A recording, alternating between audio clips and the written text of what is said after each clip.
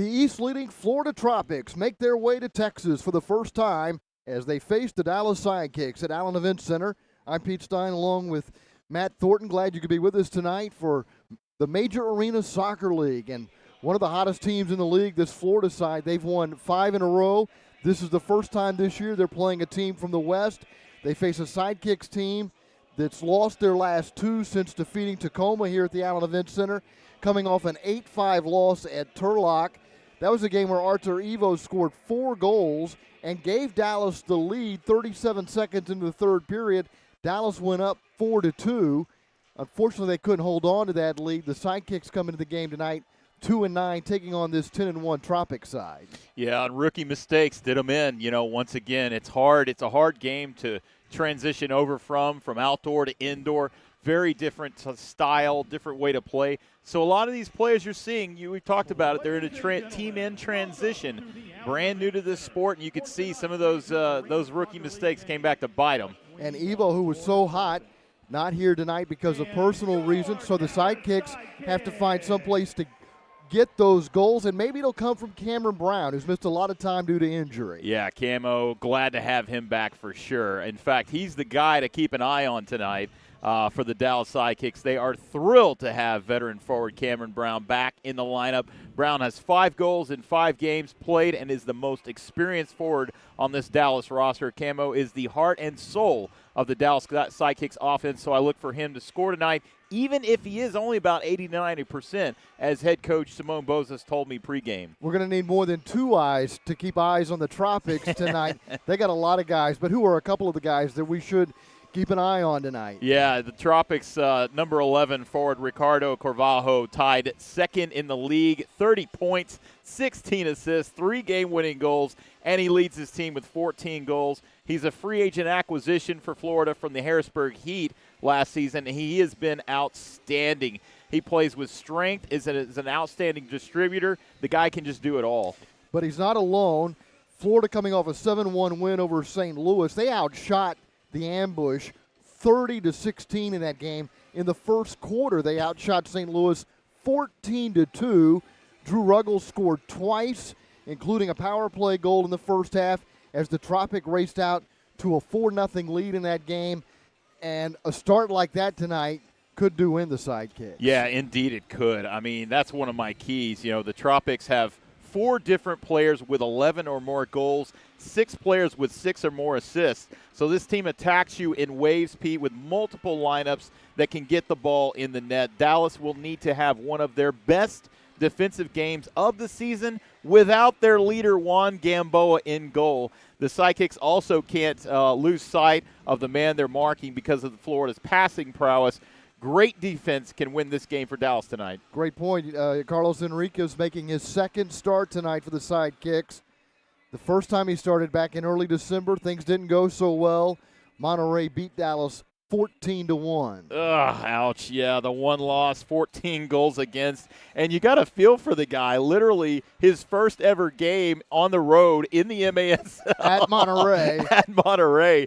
Back December. That's 2019. That was right. so long ago. That's a good point. That's 2019. We're 2020 now. So, Carlos, he's a great guy. I know he's watched under the tutelage of Juan Gamboa, one of the best in the league. Certainly going to miss him tonight. Meanwhile, this is a Florida Tropics side that's been playing 2 goalkeepers, and tonight it's Brett Petrusek who will make his 6th appearance. Yeah, 4 wins, 3.42 goals against average with a .743 save percentage. Actually, Petrusek's save percentage is just slightly better than Hugo Selvas, who's at .712, who is 4th in the MASL in the leaderboard. So, I mean, the guy is just great, and they roll it very similar to Monterey, where they've got those 2 fantastic goalies, Valdovinos and Reynoso, who can come out, and similar type double-headed threat here tonight. Yeah, they do it a little bit different in Monterey. One of their keepers will play the first half, and then another will play the second half. Here, they've kind of alternated games. They've almost split time. And we would expect that tomorrow night when Florida plays Monterey, when they play Mesquite, that Silva would get the start. Yeah, exactly. It's an interesting trend. It's not one that we've seen a lot in the MASL. Usually you go with that one goalie in goal and you stay with that that hot hand, and a lot of these teams are going with the two goalies. The Tropics in the orange and white strip, the Sidekicks in the traditional green kit, and we're underway at the Allen Event Center. The Tropics kick off to get things started, and Ruggles sends one in deep, and immediately Enriquez is challenged as a shot comes from Reggett. Yeah, this team is just so deep. Reggett's a guy, he's got 12 goals, 4 assists, 16 points. I mean, you look at it, and they're just you got guys that can score everywhere. Reggett gets pulled down just outside the area. The officials tonight are Ron Corey, Jim Mills, Jennifer Garner, and Tony Obas. This is a free kick just outside the area, and this is Ricardo Carvalho setting it up.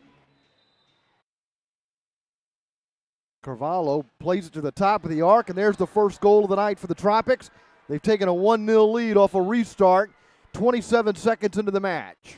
Yeah, and that's Victor Pereira, the midfielder. That's now his 12th goal on the season. And, I mean, that was so easy, Pete. I mean, my goodness, if they're going to let goals in like that, this is going to be a really long night for the Dallas Sidekicks. As you can see the replay here, Carvalho just puts it across, puts it down, goes through the net, nutmegs Christian Quintana, who's been good this season in defense.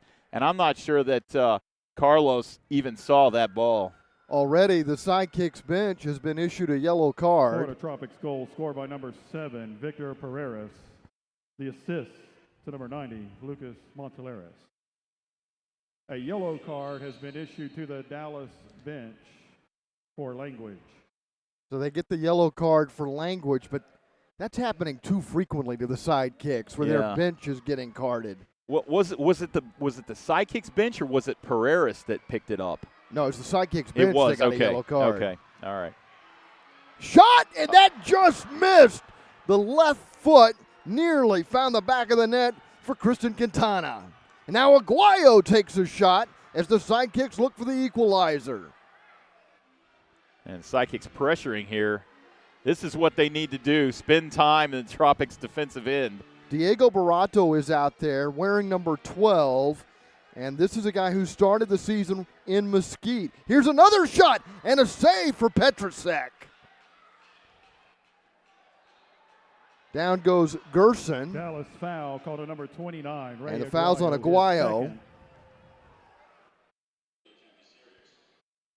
Dallas created some opportunities, and now they've created a turnover. Segura gets to it, but not able to control the ball at the Dallas line. And now the Sidekicks do get it cleared out to D'Souza, but a whistle stops play. Yeah, I think that ball hit somebody on the bench. The Sidekicks bench is not happy about it, but that's what they're calling it.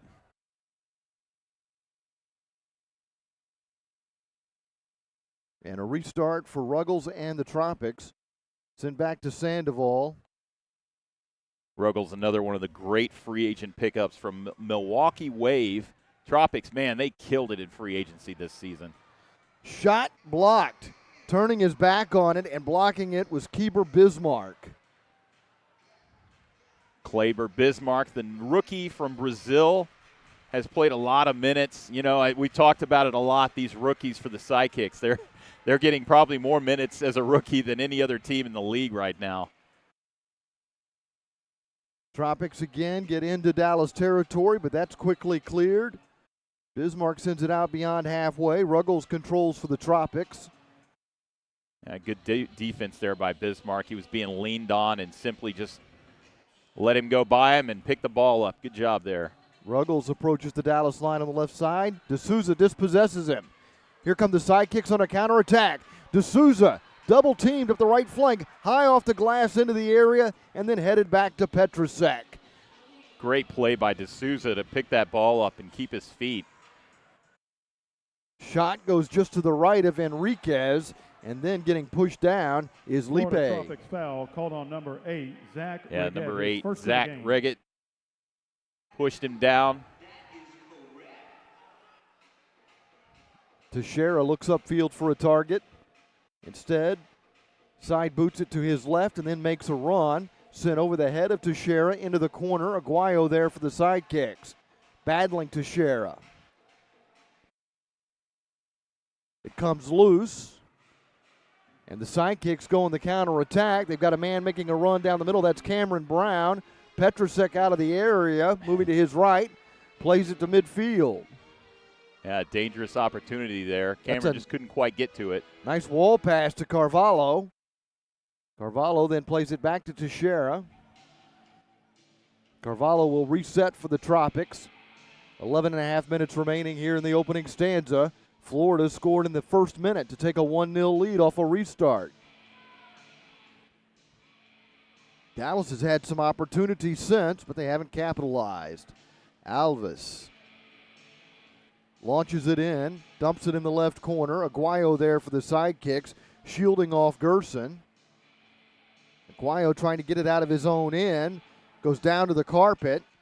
And there for Dallas, along the wall is Alex Milano.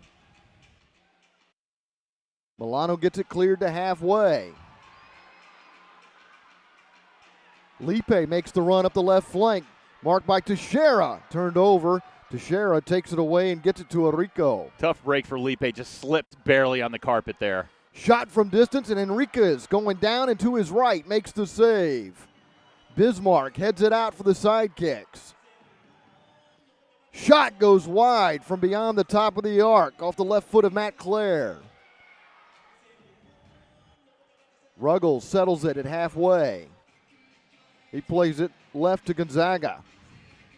Sidekicks seem to kind of had settled down defensively a little bit here, doing a much better job. I think they got a little starstruck with this 10-1 Tropics team coming into town. 5-0 on the road. They've won 5 straight. This is their first Western Division opponent.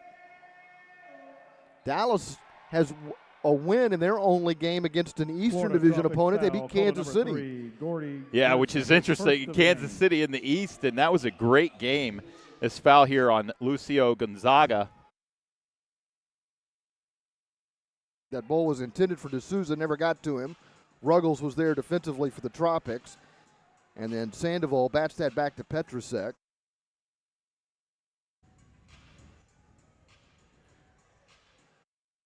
Changes being made by the Tropics. Pereiras plays it to Sandoval. And you can see the Sidekicks doing a much better job staying with their men. Tropics so great at passing the ball. Pereiras moves into Dallas territory up the right wing. Off the wall into the area in front, cleared by Dallas. Gets only as far as Ruggles, who side boots it to his left, finding Monteras. Nice positioning there by the defender, Josh Hernandez, on the off corner. Beautiful job to clear that ball out. Here's D'Souza. Ruggles gets a toe on it. D'Souza goes to the turf. And the Tropics control. 8:50 to play in the first. The Sidekicks are also without forward Freddie Mugin tonight as well. So as if not having Arthur Evo was bad enough. Left-footed shot goes high. Guilherme Dos Santos looking for the second goal of the night as the Tropics already lead 1-0. They put the Sidekicks under pressure. This ball comes out to Cameron Brown, who nearly got tripped up, maintains his balance. Defense. Gets it to Aguayo.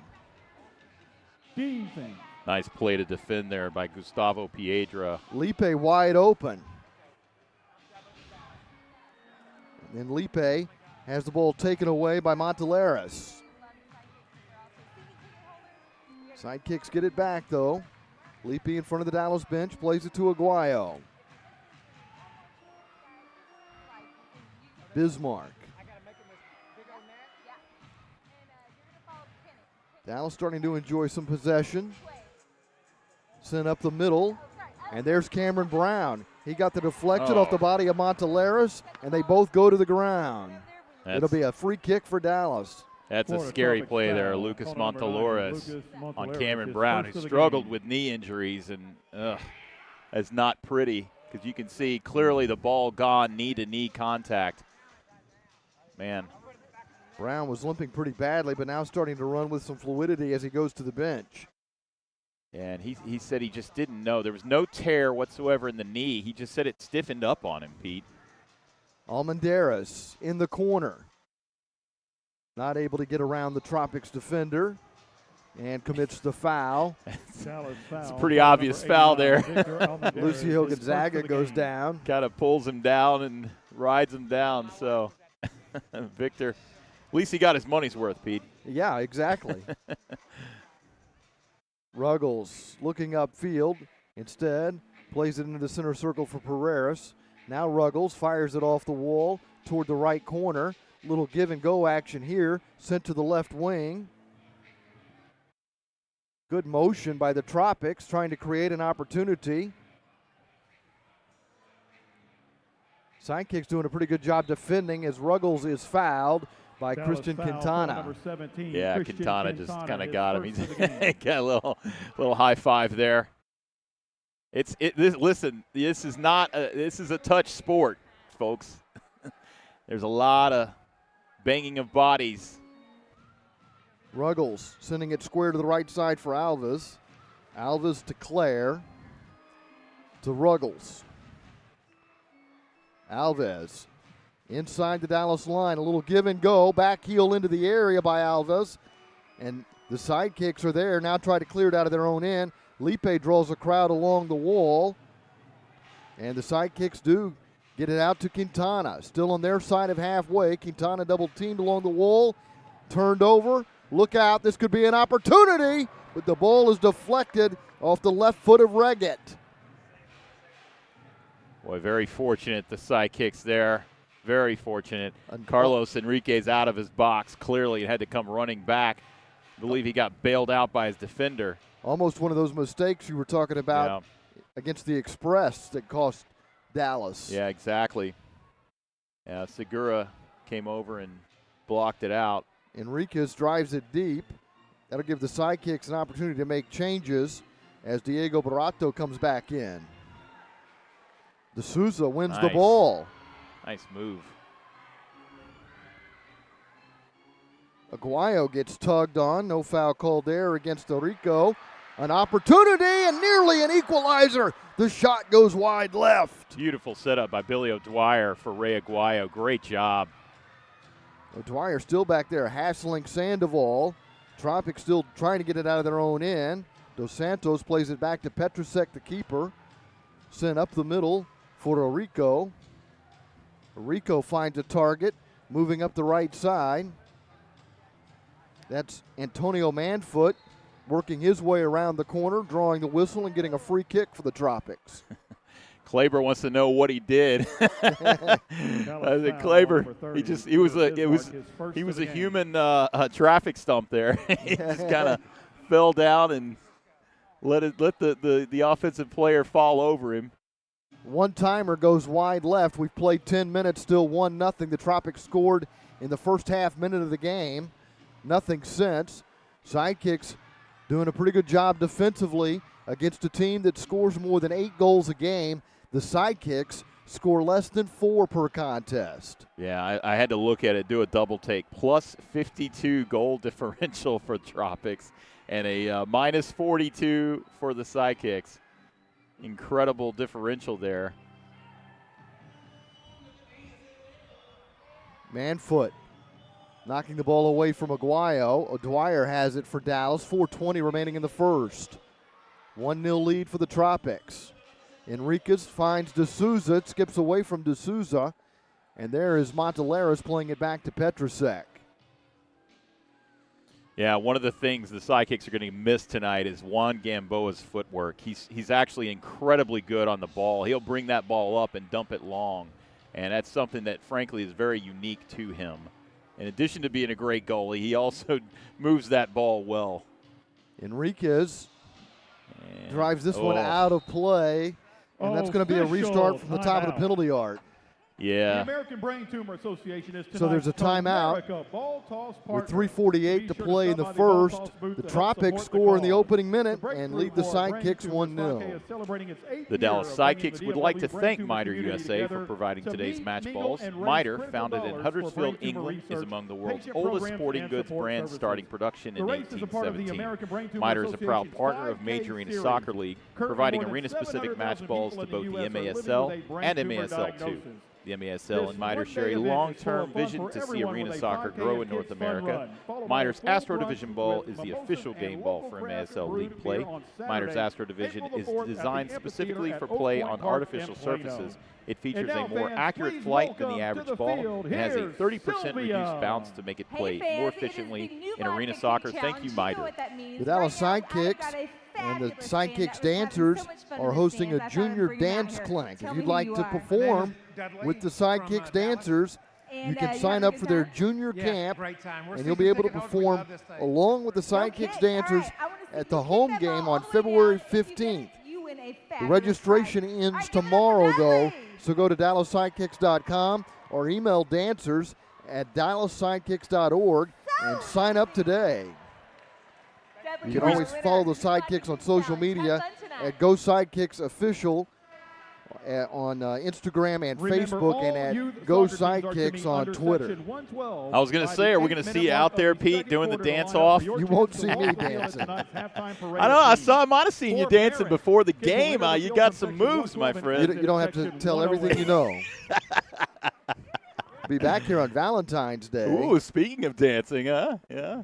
See Utica City. In fact, it's a great February coming up. Utica City will be here. Tacoma will be back. Nice. The Sidekicks got a win over Tacoma in a fun game. San Diego's coming back this season. That's February 23rd. And, of course, there's another Metroplex derby coming up with Mesquite February 28th. So Utica on the 14th, Tacoma on the 15th.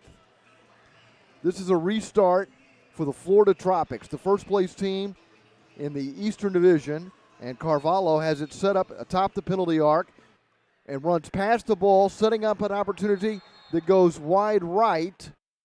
And is that a handball? Yeah, it's either a handball or they might have moved too quickly. Encroachment warning on That was encroachment. Good call, Matt. There you go. Yeah. I get one every once in a while, Pete, you know. Even a blind squirrel finds a nut every once in a while. Pereiras, this time he'll run past the ball, and it's into the corner for Ruggles, off the wall into the area. That's a pretty nifty play, and Carvalho scores the goal for Florida to make it 2-0. Yeah, just a beautiful job here by the Florida Tropics. Ruggles, that cross pass over to Carvalho, buries it back in the net, and man, when you go side to side like that, it's really difficult to defend. Number 7 over to Ruggles, off the wall, back of the net by Carvalho, one-timer, and the Dallas Sidekicks just couldn't slide over quick enough on defense. A really nice goal by this Florida Tropics team. I think I've got a tip for the Sidekicks. What's that? Don't give Florida a restart. My goodness, they've scored both goals off restarts right around that penalty arc. This one from the top of the arc after a poor play by Enriquez trying to distribute, sending it into the seats. Then encroachment gave Florida a second crack at it. Yeah, great point, Pete. And you know, unfortunately, Enriquez, again, one of those rookie mistakes. You know, that's going to happen. It's going to happen. But, man, he sailed that ball out. You got to understand it's costly to his team. Sidekicks bench animated and not happy. And Alex Milano right now trying to run away from the ball. It looked like number 3 for the Tropics was that's Gordy Gerson, was trying to pull the ball away from Alex Milano. Was not happy about that. And the referees finally decide that it is, in fact, the Sidekicks ball. So Dallas will get the restart here. I think Dallas just won an argument. You might. Wow, mark it down in the books. First time for everything. One for 15,000 in the history of the Sidekicks. They won an argument. Yeah, we're always getting on to them for arguing because the referees don't often change their mind, but it looked like that time they did. How about that? Sidekicks now would like to get on the scoreboard. They trail 2-0, less than 3 minutes remaining here in the first. Off the end glass into the area, still loose in front. Bismarck is there for Dallas. Aguayo buried deep in his own corner, trying to get it cleared out. Barato comes out of his own end through traffic, gives it away near the center stripe. Yeah, Barato does well there to get it out of his zone. I mean, he lost the ball, but definitely a nice job. And look at Bismarck there. Great defense Bismarck is doing business back there defensively. And now Florida the Tropics Sidekicks foul called on will get a number 22, restart. Anthony Arico, his first of the game. And Barato there got the penalty on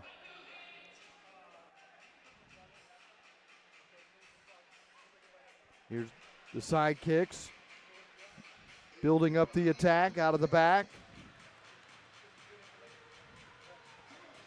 and Quintana has really done a great job this season becoming kind of a two-way player. Quintana sends it across to Lipe. Lipe being shadowed by Arico. Lipe's footwork is so impressive, and you can just see the raw talent from him, Pete. Boy, there's a nice pass to Gustavo Piedra, and then it's into Petrusek, who handles it routinely. Petrusek didn't like the fact that he got that shot off clean.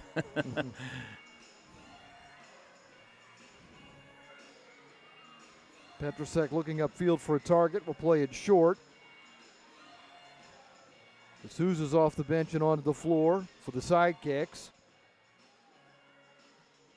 Reggett is the target, sends one across the face of goal. Manfoot plays it back toward the goal, out of play. And Carlos Enriquez, I believe, on that shot, got a hand on it. Actually did really well because that thing was arcing and looked like it had a chance. But I think he got a hand on the first shot. The second shot was well over the goal. But the first shot that went out, nice job there by the rookie goalkeeper. Enriquez with goalkeeper distribution with 1:13 to play. It's off the chest of Segura. Lands at the feet of Ruggles. Sends it to Manfoot up the right wing boards. Off the end boards into the area. Ruggles nearly got a left foot on it.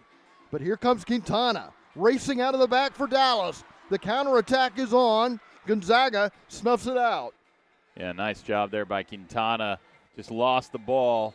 And that's going to be a handball on Dallas Quintana. foul called on number 17, Christian Quintana, his second of the game. So Quintana picks up his second with 48 seconds to play in the first. Ruggles restarts play. The ball is sent into the area by Gonzaga. This is Quintana to Segura. 37 seconds left in the period. Segura finds Quintana. Quintana's marked by Gonzaga. Lipe has it and draws a crowd and turns it over. It's taken away by Reggett. Reggett sends it off the inboards into the area, covered up by Enriquez, who distributes to D'Souza across halfway. Pushed into the wall by Ruggles. Tropics win the ball. Down to the final 8 seconds of the opening period with Florida on top of the Dallas Sidekicks. 2-0.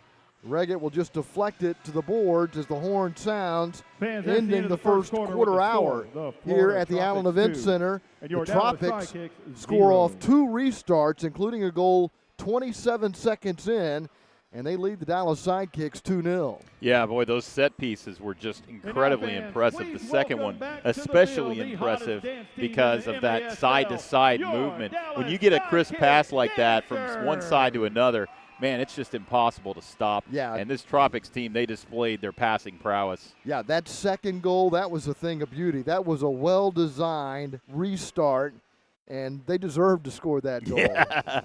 Yeah, they worked hard for that one. Yeah, they worked on that in practice, and it paid off. They outshoot Dallas in that first period, 7-2. Pereiras opened the scoring, as I said, 27 seconds in, and then Carvalho scored the second goal at 11:16 of the first. They both come off restarts, and one of them was the second one came about because of poor distribution by Enriquez, the rookie goalkeeper, in there and in a tough spot, taking on a 10-1 team that scores more than 8 goals a game. But I don't think it's a horrible start for the keeper. That's a bad mistake on the distribution, and he had to pay the ultimate price for it. But I thought, in general, Dallas played pretty well defensively. Yeah, I thought so, too. I mean, a few times their defenders bailed out their goalkeeper. You saw that on the nice Segura, the Jonathan Segura block. And I also thought, Enriquez, he's definitely settled down. I mean, you look at this, contrast to Monterrey. I think it's an apples to oranges comparison. He looks like he's been around for a while. Please Well, and direct your attention they to held the video Florida to board 7 for your shots. first Florida Dallas had Sidekicks 14 Answers first-quarter Game Day shots Girl of the Game. against St. Here's Louis. Lindsay. So Dallas also got some of the possession. They created some opportunities, but one of the big problems for Dallas has been all season long, they're just not putting the ball in the net enough. They had some chances here and couldn't find the back of the net. Yeah, and I mean, let's be honest. No Arthur Evo, no Freddie Mugin. Juan Gamboa's out. Cameron Brown's at 80%. I think he had, one, maybe 2 shifts in the first quarter there. Yeah, and took a hit on the knee on one of them. Took a hit on the knee. I mean, yeah, this team, we talked about this a lot, but they're fraught with rookies, with inexperienced players, not trying to make excuses for them, but they just haven't had a steady lineup of 15 players that they can dress game in, game out. The Sidekicks hosting the Tropics and trailing 2-0.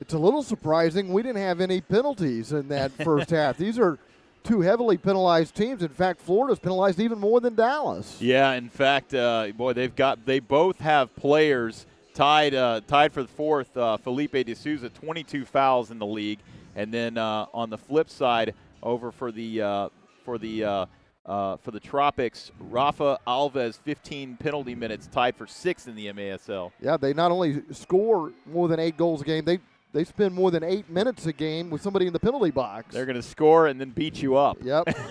They play a physical style of indoor soccer, and it's worked out well for them. They're off to a 10-1 start, trying to extend a 5-game winning streak here tonight in their first ever visit to the Allen Event Center. Well, and I'll tell you, the Tropics, they have size, too. A lot of guys. It's funny you say that because I was just thinking, man, they got a bunch of barrel-chested Yeah. guys out there, man. Man, I mean, you got these guys looking out there, and they just tower over the other players. It's like they've got 3 or 4 Nick Pereiras. There's a nice touch by Ruggles, who nearly put it on frame. Yeah, you got to give credit to Carlos Enriquez coming out, making himself big there. Nice job by the goalkeeper. Florida settles things down a little bit. This is Matt Clare on the ball. They're very patient, and as you've said, Matt, they're an excellent passing team. And here's another example of that as Ruggles makes a run up the right side, gets inside the Sidekicks line. They moved into the attacking third, but now retreat, and it's back to Clare. And the Sidekicks have done a good job of not losing sight of their men. That's one of the things Coach Simone Bozes tells me frequently is outdoor to indoor, you can kind of know where your offensive player you're marking is at, but you lose sight of him in indoor, and he's gone. He's going to go score, and it's a hefty transition. Into the corner. Ray Aguayo's off to a good start tonight. He's one of the reasons why the Sidekicks have played well defensively. Man. But they've turned it over here. But winning the ball right back is Milano. He just gave it away, but he won it right back. Sent it to Enriquez. Enriquez says, get this thing out of here, and finds D'Souza at halfway. D'Souza working in a crowd. Well, that's a nice job by Quintana to win the ball going to the carpet. Well, I don't agree with that one, Pete. I thought he got all ball. In fact, if you could argue that he got more of D'Souza, his own teammate, than the Tropics player. I mean, certainly contact there. But that's all ball. That's all ball, man. I don't like that one, but, some go your way, some don't. Ruggles plays it to the top of the arc. Gerson is the target, but he's not able to control it. Quintana gets it back to the keeper, and here comes D'Souza moving up the left side. D'Souza with good speed. Petrasek. He makes himself big and makes the save. Great play by D'Souza off the wall there, headed it down to himself. If he could have just lifted that ball just a tad, might have gotten it in. But Petrasek, beautiful job going down on one knee and blocking it away. Piedra Moving into Florida territory. Finds Aguayo to his right. Back to Piedra in the center circle. This goes back to Enriquez. Looking for a target in the left corner. D'Souza's there. Steps in front of Ruggles, but it bounces into the hands of Petrusek. Much better job distribution there by Carlos, the goalkeeper for the Sidekicks. Teixeira begins the attack for Florida. Has it on the left wing, off the end boards. That gets headed by Bismarck. Right back to Teixeira of Florida. Good positioning by the rookie on that back post. Was waiting for it. He was expecting it. Yeah, he's good in the back for Dallas. And nice poke away. Yeah, there right he on is cue. poking it away from Manfoot. And here comes Lipe showing his speed moving up the left flank. Lipe fires, that's blocked. Lipe had Cameron Brown on the right there. If he could have just pushed it over to him, I think Camo had a wide open goal. It was certainly a nice move and nice play by Lipe, though. Pereras, who scored the first goal, gives this up for Petrusek. Petrusek out across the Florida line. Pereras marked by Lipe. 10.5 minutes remaining in the first half. Florida leads 2-0. Teixeira not able to trap it, but it's over to Carvalho, their leading scorer. He's got 30 points this season. Whoa. The carpet comes up in the corner. Yeah. Quintana goes down at the top of the arc. And play has stopped with 10:17 to play in the second quarter. Yeah, and I think they just called that. They stopped it just to get the carpet back down over there, what they're doing. It should be Sidekicks' ball here. Could be a drop. I was going to say. No, what? Oh, they gave him the foul. They did. Wow. They gave the Tropics the foul. And already they've scored twice on restarts. They've got a chance here to take a 3-0 lead, but this time the shot is blocked. Cameron got his right cheek in on that one.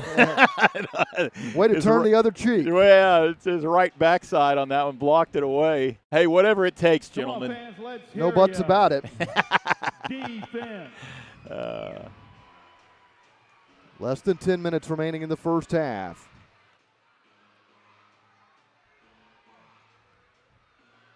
Good little give and no go by Quintana and O'Dwyer.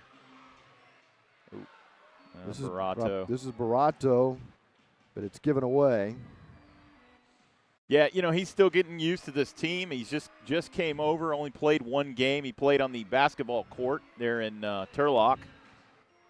Claire sends it ahead to Dos Santos. Dos Santos goes down, no call. Here come the Sidekicks on the counterattack. Hernandez on the right side in front of the Florida bench. It's laid back, but there's nobody there for Dallas. Enriquez comes out of the area to play it and gets it to Barato. Yeah, it's a tough break there because they had some momentum, Pete, and then played it back and just weren't aware. Got to be aware of the ball. This group not necessarily that familiar with one another. And that's one of the problems Simone Bozes has had. He just hasn't had a healthy group that he's been able to bring out night after night. Yeah, consistency. I mean, imagine starting 15 different players every single night, night in, night out. It's hard. It's hard in any sport. Ruggles was the target there, but the Sidekicks never let it get to Ruggles. And Barato has it, plays it to Segura. I mean, you got to give it to the Sidekicks here. They are keeping possession of this ball. They're doing a nice job against a team that can really dominate in possession. D'Souza with a heavy touch there, giving it away. Ruggles will hold while the Tropics make changes. Pereras is among those coming out on the field. Manfoot making a run up the left side. Ruggles gets it across halfway. D'Souza went for the ball. And the Tropics get it into the penalty arc to Manfoot. He misses with the right foot. It goes wide left from the right wing. Oh, beautiful shot there by Manfoot from the right side. Just missing wide left. Montalera sends that back to Ruggles, to Sandoval.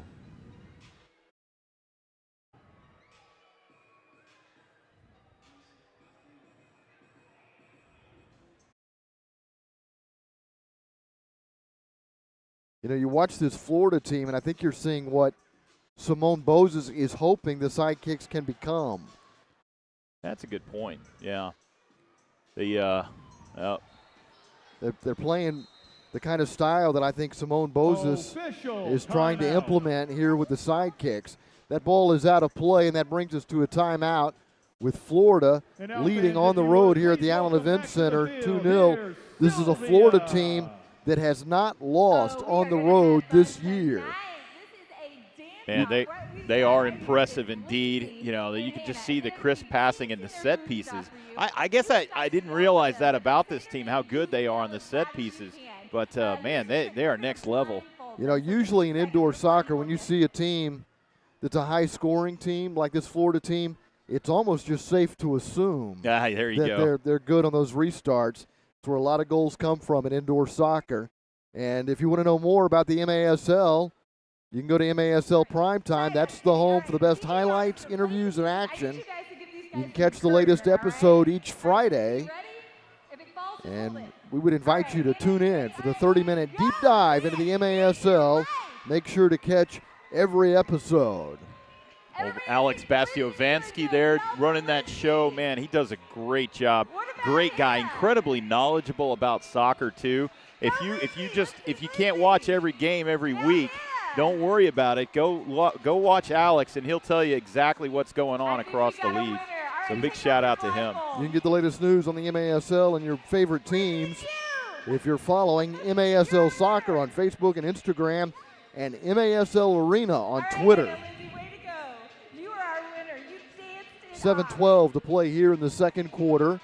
Florida with a 2-0 lead over Dallas, scoring 2 first-period goals, and both goals coming off restarts.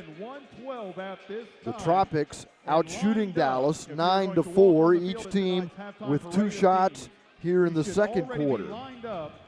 And you know, the Sidekicks defense, they've been pretty good. You know, the 2 restarts, if you will, those free set pieces have been the knives, and you know, you just haven't seen any terribly egregious defensive mistakes. Knock on wood. No analyst curse here tonight. I won't have any of that. But I thought they've done a good job defensively. When they've had a giveaway, they've been able to regroup. Yep, absolutely. Winding our way down to the final 7 minutes of the first half. Reggett on the ball, marked by Quintana. Lays it off the wall into the area. Segura clears it to the sideboards, and the Sidekicks control, and Quintana crosses halfway, dispossessed there. Reggett has it for the Tropics. Reggett goes down with Quintana. Lipe comes away, nutmegs a defender, fires. Petrusek goes down to the ground and covers it up. Yeah, and I think he was looking for Cameron Brown behind him. Unfortunately, needed to go a little left of that. But, man, if he had hit Cameron Brown, that's a goal for sure. Nice little piece of work there by Hernandez Lipe. steps in here defensively. Dos Santos off the inboards into the area, and Enriquez falls on top of that. Good anticipation by Enriquez off the wall. Enriquez hurls it downfield looking for a target. The man he was searching for was Almendares, but it never got to him. Claire is the target here, and he just misses with a one-timer. Boy, very fortunate. Josh Hernandez falls down, misses that ball. The rebound goes out to Teixeira. It gets taken away by Segura, who sends it right. And the Tropics have possession while changes are made by both sides.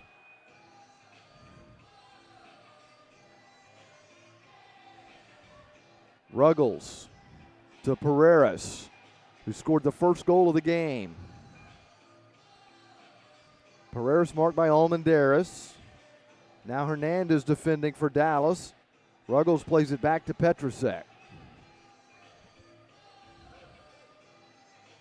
Up the left wing boards. A backheel pass. Gerson turns it over. Barato has it for the Sidekicks. To Milano. Enriquez with a clever thought, playing it off the inboards, but Manfoot intercepts. Sends it to Pereira, skips past him off the wall. D'Souza, a little give and go with Aguayo. D'Souza on the run trying to get past Ruggles. They battle for possession along the wall, and D'Souza eventually won the ball and then draws the penalty, and This is nothing new for Ruggles. Yeah, and D'Souza, clearly got D'Souza. That ball was gone. And D'Souza, great work there on the wall to never give up on it. And beautiful job drawing the penalty. Ruggles is no stranger to the penalty box. And he'll visit the one here at the Allen Event Center with 4:50 to play. Florida penalty called Here in the second 16, quarter. Drew Ruggles. The good news is Dallas is on the power play. Yeah. The bad news is they haven't done very well on the power play this year. 8% on the power play. And the Tropics are 78% on the penalty kill.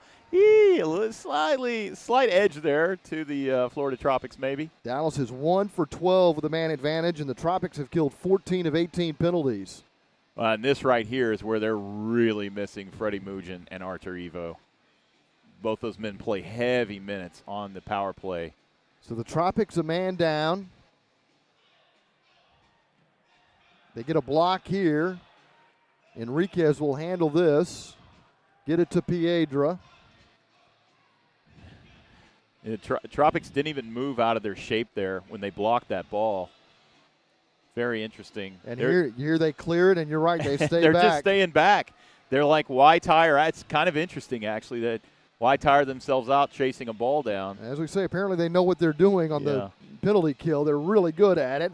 Here's a shot, can't find its way through. Another one that hit the post. Oh, man, Alex Milano. And, another one. Alex Milano had a great opportunity, and the ball finds him again. He switches it to the left side. Now to Piedra. Milano again switches it left, comes back to him, touches it to Piedra. Milano to the corner for a bicycle kick. Baby. That's across the face of goal. A battle in the corner for possession. Salty from Cameron Brown was just a little too far out to the left there. And looks like the 89 Almendarez will pick up the foul.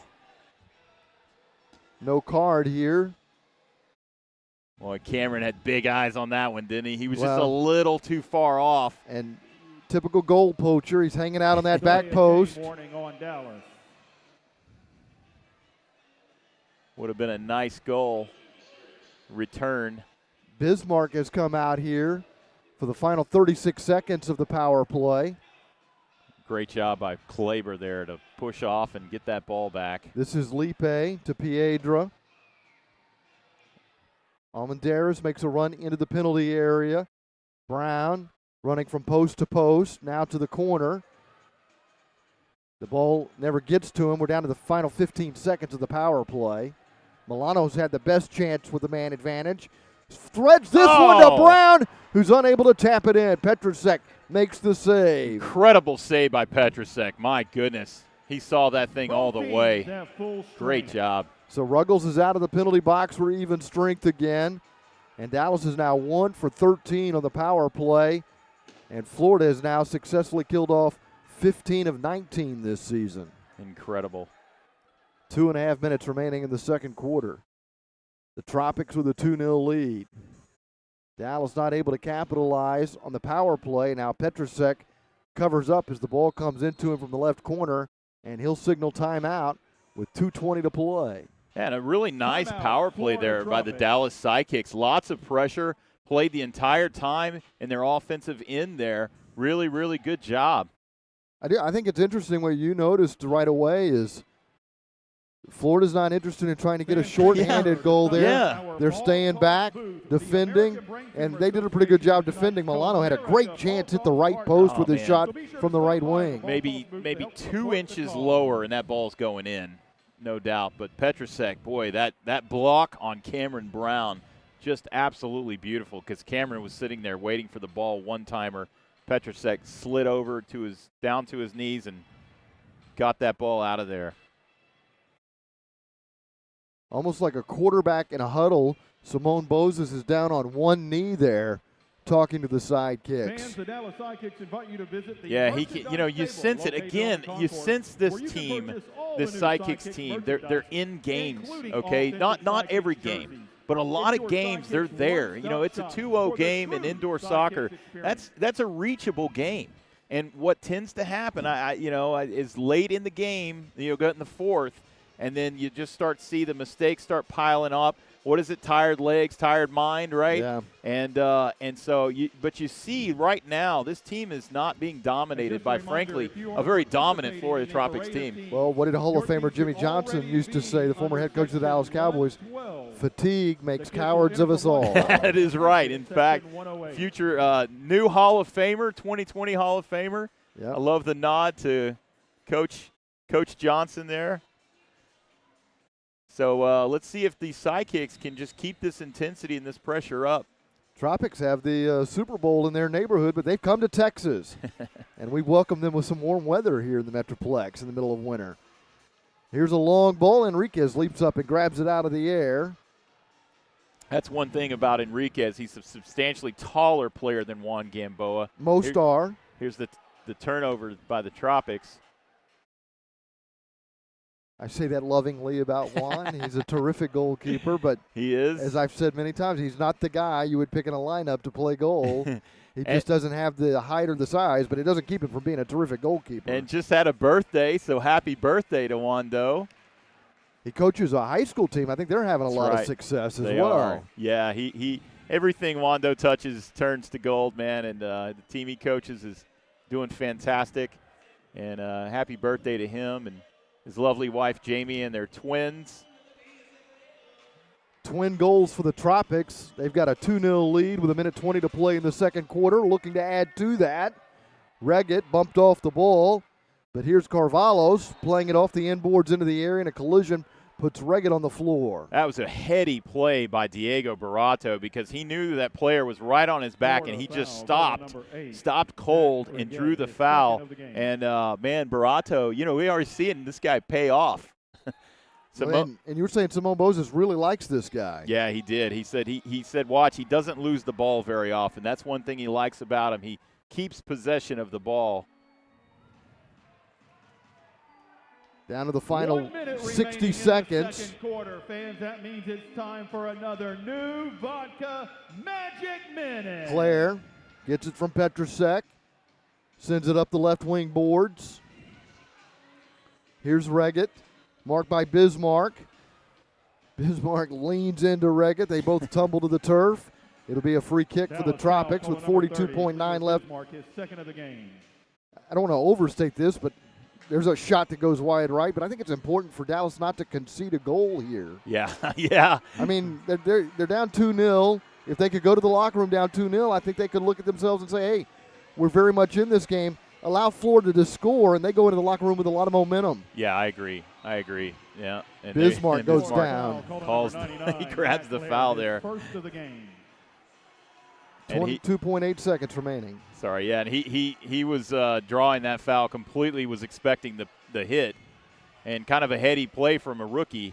Oh, Segura nearly had a giveaway there as he was pressured by Claire, but able to get it to Enriquez. Enriquez drives the ball toward the Dallas bench. Oh, man. Boy, that's just killer on that distribution. It's again, something Enriquez we're seeing. I think we're seeing the weakness here. All rookies, they have their own challenges, but again, a free opportunity. Well, and it's just a part of goalkeeping that you can't understate the importance of good distribution. They've already got 2 restart goals due to the Tropics, and Pereiras fires this one right into the 3-man wall. Carvalho chases down the rebound. The final 3 seconds ticking off the clock. The Sidekicks concede a goal in the first 30 seconds. Give up another goal on a restart, but we'll go to the locker room trailing 2-0. We do have 1 second left here. Almost there, almost to the finish line. We were talking about Barato and how much Simone Moses likes the Sidekicks' new player. You can just tell we were halfway through the season. It's the first time, actually, since I've coached, we picked up a player halfway through the season. We picked up Diego that came from Mesquite, and his first game was against Turlock, and he did pretty good. And it's a small field. And this is, I believe, his first MASL season. But you can tell, because as we had talked in previous interviews, that a player that comes from indoor futsal adapts and evolves much faster than an outdoor player. So today he will have his debut in front of his fans, too, as well, and get a lot of playing time. And Barato played well in the first half. I think I think defensively the Sidekicks are going to go to the locker room and say, hey, we keep playing like that, we're going to give ourselves a chance, but they've got to cash in on their opportunities in the attacking third. That's the thing, man. They're going to have to put those goals, those opportunities, those scoring chances away. Cameron Brown got to be a little crisper on that shot on the back post. You know, Lipe de Andrade, they've got a lot of forwards that are out tonight, midfielders, scorers, but they've got to get somebody in that can get some of these goals. And I think they got to be a little more crisp on their counterattack too, Pete. So a very nice, though, defensive game here in that first half for the Dallas Sidekicks. And, hey, really, really excited here. We're joined by a special guest, David Messersmith, who is the Executive Director of North Texas Soccer here in Dallas, Texas, in North Texas. David, man, what a guy. Glad to have you on today. Thanks for coming. Nice to be here. Awesome. For those at home that maybe they don't know your name, tell us about yourself. What do you do? Where do you come from? Well, I've been doing soccer here in the Dallas area for about 30 years. First as a coach, president of North Texas Soccer, president of United States Youth Soccer, on the Federation board, and now I'm back at North Texas Soccer as executive director. That's awesome. And are you from Dallas? Are you originally from here? I was born in Germany. Okay. Grew up in Idaho and went to college in Texas and stayed here. Okay, very cool, very cool. You've been around the world, I guess, a little bit there, so that's fantastic. Well, you know, North Texas Soccer, and I grew up playing soccer. At some point, I may or may not have played against one of your teams. I don't know, but soccer's such a piece of the fabric here in North Texas, and the growth. And you look at teams like the Dallas Sidekicks, the expansion team Mesquite Outlaws now. You've got FC Dallas going away. The USL is really up and coming. Fort Worth Vaqueros, Denton Diablos, Dallas City. I mean, soccer is it seems like it's exploding. Does that make you happy? What involvement do you have in all that activity? Well, I visit with all of those groups. North Texas has had a relationship with the Sidekicks going all the way back to the 80s when they were here the first time. Let's hear it for FC your Dallas, Dallas we've been partners with them since Dancer. the mid-90s. So we're part of all of those activities. And now, fans, please direct your attention to the video board for your second Dallas with Sidekicks Dancers operational Game Day issues. Girls Oh, nice, Game. yeah.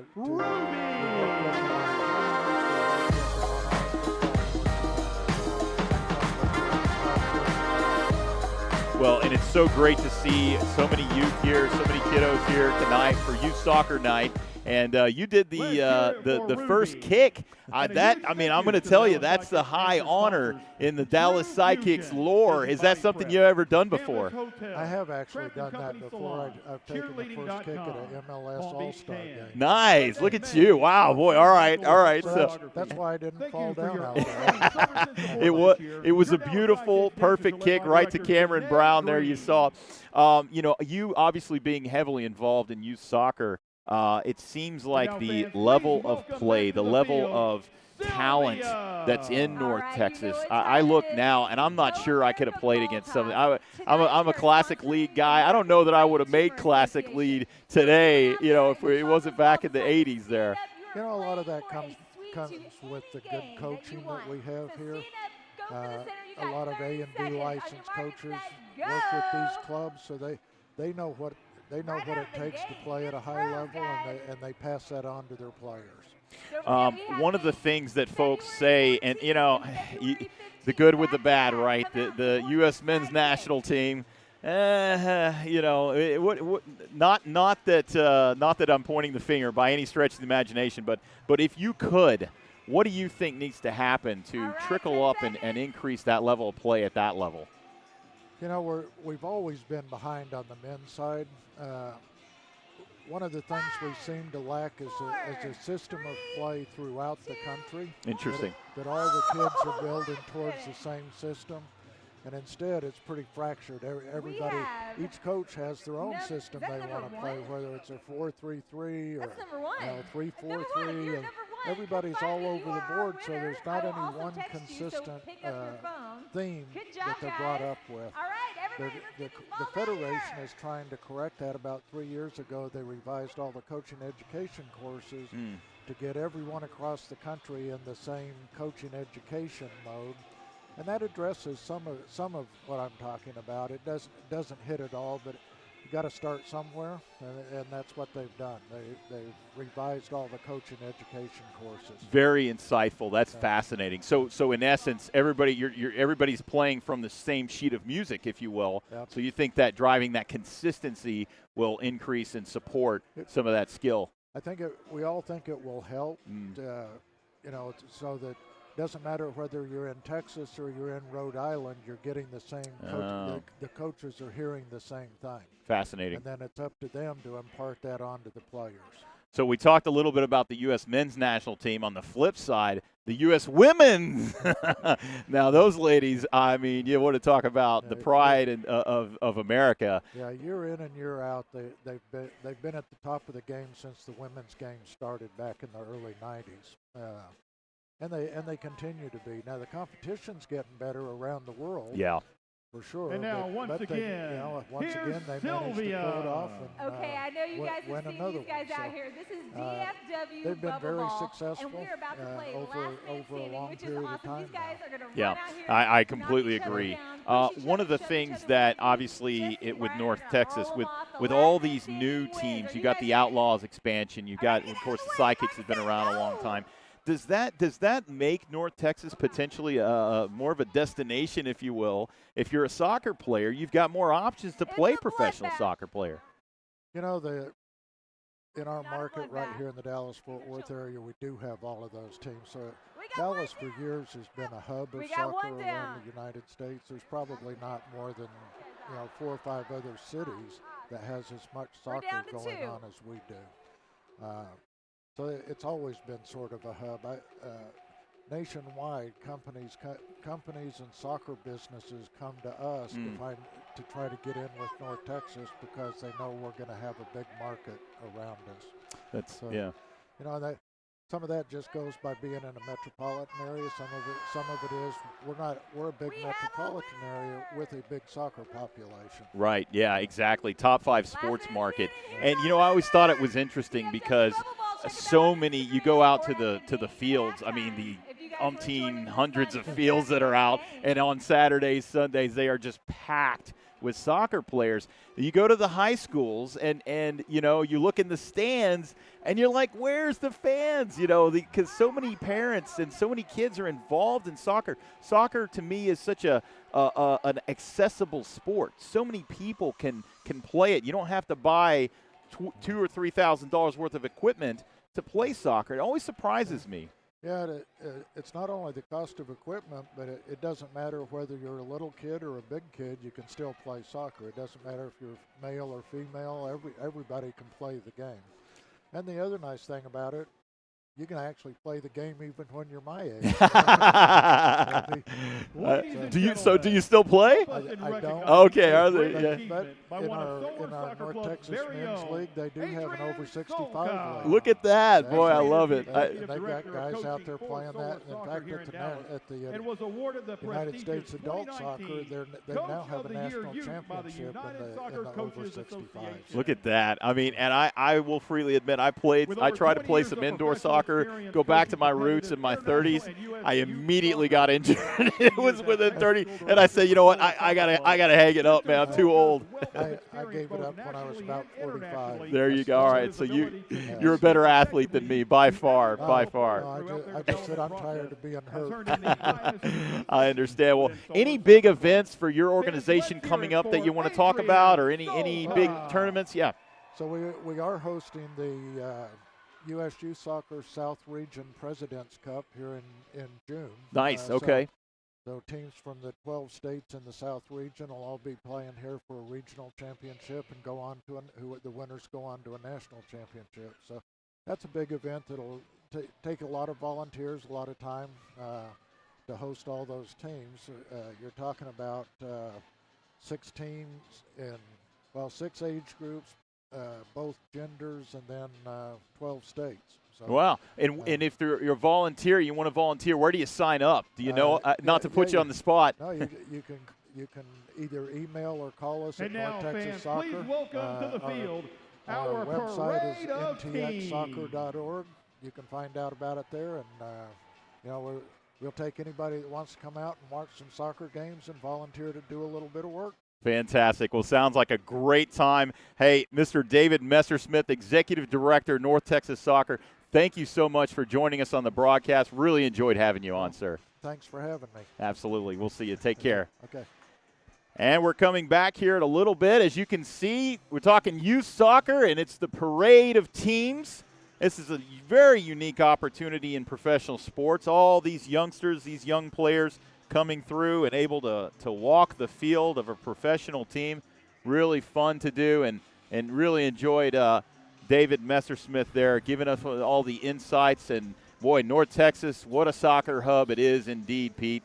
And I think we got the skinny there in terms of what's happening and what's going on. Well, David's going to give us a blue card for tripping because I nearly tripped him with the mic cord here. No. Yeah, we have a guest, and Pete trips them. Yeah. All right. Well, maybe you just felt at home, right? Yeah. No, it's so much fun to see these youngsters right now talking about the parade of teams. This is the foundation of indoor soccer, and it has been going back, to the 80s, back at Reunion Arena. Yep. It was about bringing families to the game and bringing youngsters to the game, and hopefully this is a young crop of fans. Who knows, there might be a future sidekick amongst these youngsters.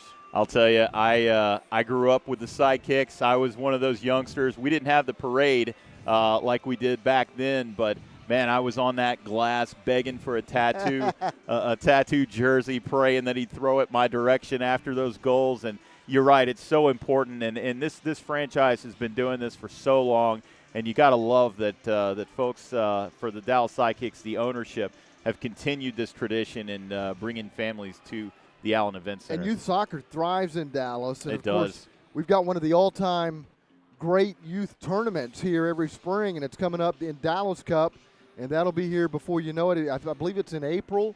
And this is a great soccer community. I always say it's one of the best-kept secrets about Dallas sports is how much this city really does. And when I say city, I'm talking about all the communities around the Metroplex, and they really do embrace soccer.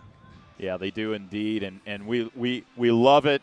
We love the game. We love the sport, the beautiful game. And, we love our football, but we also, you've got a lot of fans, soccer fans here in North Texas. And one of the reasons for that, and I'm not exaggerating when I say this, is because of the Dallas Sidekicks. Going back to those early days with Tattoo as a player, that was a lot of people's first exposure to the game of soccer here in the Metroplex because we didn't have Major League Soccer. You did have the North American Soccer League, but it was kind of a one-team league. The New York Cosmos dominated. We had the Dallas Tornado, but the league never really found its footing, and indoor soccer was able to find some traction back in those days. Yeah, exactly. I mean, and the Mavericks were still fairly new as a franchise. The Rangers were out in Arlington. We called it the Oven. If you want to go out and watch a game out at the old Arlington Stadium, great times, don't get me wrong. But, man, once upon a time, the Dallas Sidekicks, they were a hot ticket here in North Texas. They're still a hot ticket, but back in the day, man, growing up, boy, this was the place to be to watch these great Dallas Sidekicks players. Yeah, and indoor soccer to a certain extent kind of victimized by its own success because that led to outdoor soccer. Yep. And now and I'm not telling tales out of school here, the better players in the United States are playing Major League Soccer, and the indoor soccer kind of gets that second-tier player. That doesn't mean they're not good players, and as you've pointed out over the course of these broadcasts, there's a different skill set. Yeah. We've seen guys come from outdoor soccer, really good soccer players. Look, we saw Landon Donovan last year, U.S. national team member, arguably – well, not arguably, one of the greatest. Yep. You could argue whether he's the greatest Yep. American soccer player. And at times he looked like a fish out of water playing this game. Yeah, exactly. I mean, it's truly such a transition. It's just a different game. And you don't just flip the switch and turn and all of a sudden you're an indoor soccer player. But I think really like guys like Simone Bozes have talked about pulling players from futsal, that are making the transition. And I think, too, that as players become more and more aware of the many opportunities to play professional soccer here in North Texas specifically. It's got to be a place where it's just a destination. And David Messersmith mentioned that. He said, boy, Matt, we're getting businesses, soccer business, if you will, that comes here on a regular basis because they know just how voracious the talent pool and the desire is for professional soccer. So, it's a win all around. And it's attractive for players to come here. And look, there's no state income tax here in Texas. That's right. No state income tax, plenty of land. Lots of land if you want to build. I mean, if you can tolerate the 100-degree summers, pretty good weather. True. Yeah, it's you could be in worse places. Boy, I feel like we should be getting paid by Visit Texas right now. Happy to do it. Yes, as indeed. a native Texan. Indeed. Talk about what happened here in the first half at the Allen Event Center. 2 restart goals for the Florida Tropics have given them a 2-0 lead over the Sidekicks, and they opened the scoring. Man, it looked like it might be kind of a long night for Dallas when they gave up a goal in the first 27 seconds, but they've held in there. Now, they haven't been able to score, but they're only down 2-0. Keep in mind, in their last game against St. Louis, Florida was up 4-0 at halftime. Victor Pereira scored that first goal, assisted by Lucas Monteleras, and then Drew Ruggles set up Ricardo Carvalho off a restart at 11:16 the first. Couple of things about that second goal. One is it was poor distribution. The ball was sent out of play. That gave them a restart at the top of the penalty arc, and then encroachment gave them a second chance at it. Yeah. But, man, did they have a beautiful play drawn up, and they got a well-deserved goal to take that 2-0 lead. Yeah, I mean, I'll tell you, all the teams watching this game, you need to circle that one and figure out how to execute that, because that was a thing of beauty right off the wall. It was a quick pass to the right to Ruggles, off the wall, beautiful shot, and then Cavallo back of the net, one-timer. I mean, really difficult to stop. And you just got to love – I love the teams that are just great passing teams. Tacoma, Nick Pereira comes to mind, just how he's just an incredible distributor. And then you see guys like Cavallo doing the same thing. And you watch the passing teams. You got to love it. Kansas City, Leo Gibson does a great job of getting that ball and distributing it. So, it's a tough matchup for the Sidekicks tonight. A lot of their forwards out. Their defensive captain, goalkeeper Juan Gamboa out. But they've held in there, Pete, as you said. Absolutely. They were outshot in the first period 7-2, but they come back and outshoot the Tropics in the second period 6-3. So Florida's only got 2 more shots than Dallas through the first 30 minutes of this game. Dallas has blocked 2 more shots, ahead 4-2. There's been 16 fouls called, 10 of those against Dallas. And the Tropics spent the only time in the penalty box. Ruggles was penalized for 2 minutes. Dallas wasn't able to capitalize on that power play, and that's been a bugaboo for the Sidekicks this year. They're now just 1 of 13 on the power play, but Alex Milano had a great chance and hit the post. Yeah, he did. He hit the post, and then I think Cameron Brown had one opportunity there on the backside, back post that, Petrusek just slid over and just absolute larceny on him when he stopped that ball. But, I think to get back into this game, Pete, I think the Sidekicks, they need to do a little better job on the counterattack. They're getting the ball, they're retaining the ball, and they're having that possession style in the back that they love. But as they're pressing up and they're going on the counter, they're almost going in a desperation mode, right? And I think they've got to get more bodies up, maybe bring more defenders up. Ray Aguayo, you got Christian Quintana as a fantastic two-way player. He had one decent opportunity, but that's about it. Not a lot of pressure offensively from the defense. I just think the Sidekicks need to get more numbers up on the counterattack.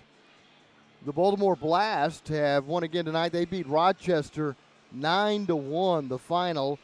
Tony Donatelli with 3 goals in that game for the Baltimore Blast as the woes continue for the Rochester Lancers in the East.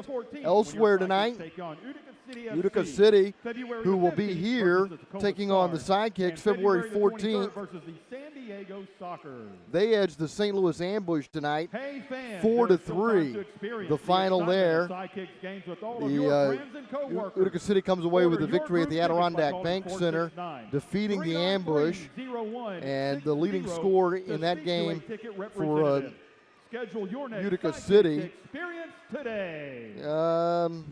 Utica City got a goal and an assist from Ricardo de Queiroz Diegues today, and Christian Segura scored a goal.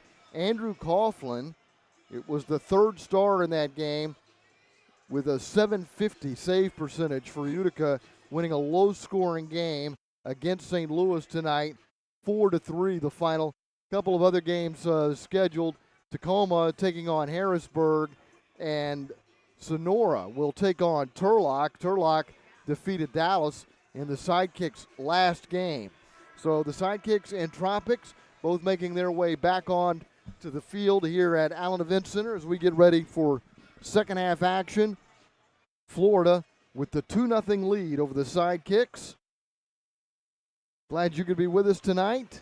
All right, Sidekicks fans. The Tropics are here in the Metroplex to play two. They will be in Mesquite tomorrow night to play the Outlaws. The Outlaws had the unenvious task of playing Monterey after Monterey had lost to Tacoma. Yeah, So, yeah. Not a team you want to get that's upset, Yeah. right, or angered. So we'll see how the Outlaws do tomorrow night against this Florida side, which right now has a 2-0 lead. They have not lost on the road this season. They're 5-0 away from home. This is the first time they've stepped outside the Eastern Division. They come in 10-1, leading the East, and they have possession to begin the second half here tonight at the Allen Event Center against the green-clad Sidekicks. The Tropics wearing the orange and white strip.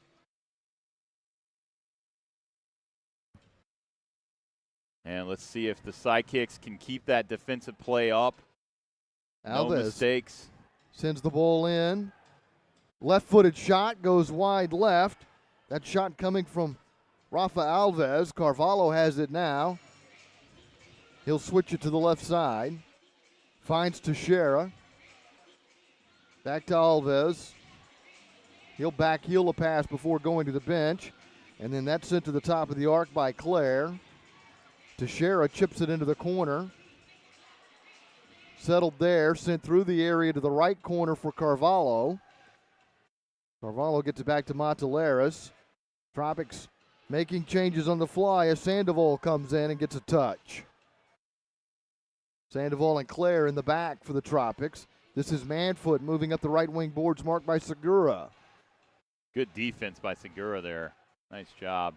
Segura backheels one off the wall and finds Piedra. Segura pinned deep in his own corner. Piedra trying to come away with it. There's a left-footed shot, high and wide. That shot coming from Sandoval just missed. Yeah, Sandoval unlucky there, but he had an open net in the upper left hand. He saw it. His eyes got a little big, and he hit it a little high. But a good opportunity, scoring opportunity by Josiah Sandoval. Alves with pressure from behind from D'Souza. Sends it up the wall in front of the benches, then goes to the corner, and he's put one across. And Florida's taken a 3-0 lead. They score a minute 55 into the third quarter. Yeah, and Enriquez is arguing that. He didn't think it crossed completely across the line. And, it's really hard to tell from the angle that we're in. Obviously, he called a goal. But Florida Tropics goal scored by number 33, Rafa if we're going to see a replay goal here or was not, unassisted. we'll see. Maybe here in a little bit. Alves, though, that's the guy that leads them in penalty minutes. So the midfielder, nice play. And there's the replay. Yeah, it looks in. So it's 3-0 Tropics.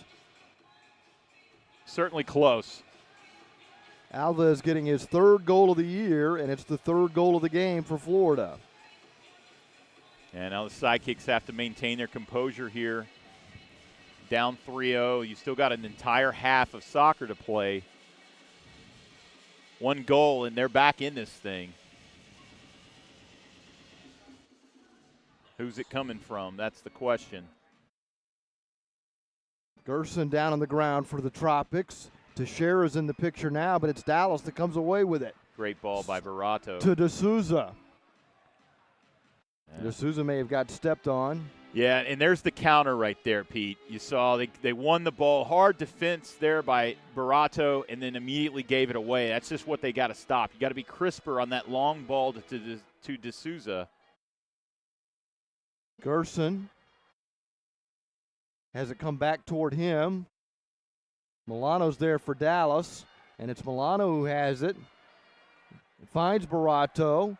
Barato chips it to the left side for Cameron Brown. Brown bats it back to Aguayo, who knocks it down with the right foot. This is Milano in the center circle. He's marked by Dos Santos, and a hard foul in the referee crease puts Hernandez on the turf. Yeah, it's got to be a foul on Arico. I was going to say Arico, yeah. No doubt. He's fortunate there not to get the card because I thought that ball was well gone.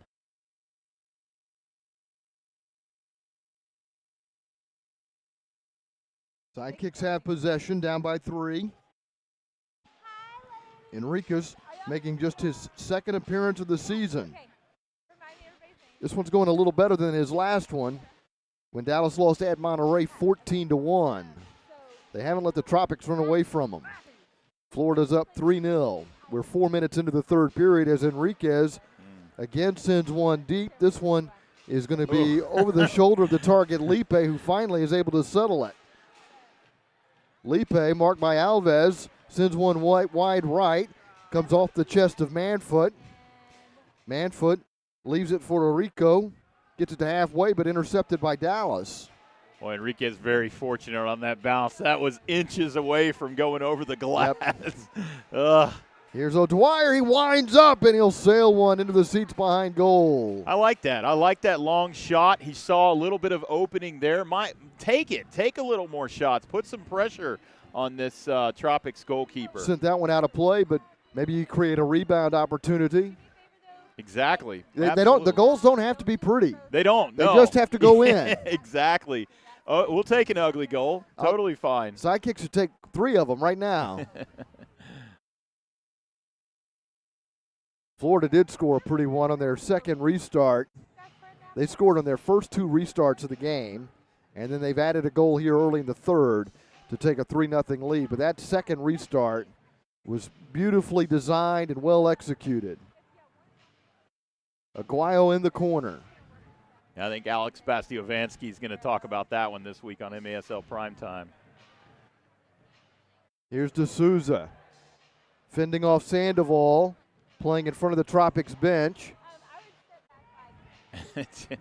D'Souza fell, wanted to foul, didn't get one. And O'Dwyer, what a nifty move. Here's Dwyer approaching the line, plays it right to Barato. His shot blocked. Sidekicks control it. Hernandez to Segura. Laid back to Piedra. Finds Barato open on the right side. Once again, Piedra. Hernandez. You see the Sidekicks doing some of what we've seen Florida do here. D'Souza at the top of the arc, now faces the goal, sends it out to the right wing for the open man. And D'Souza there, you want to see him get that back to goal, turn and shoot. That's what you got to do there. So, great job distribution, didn't lose the ball. So a nice job there, but.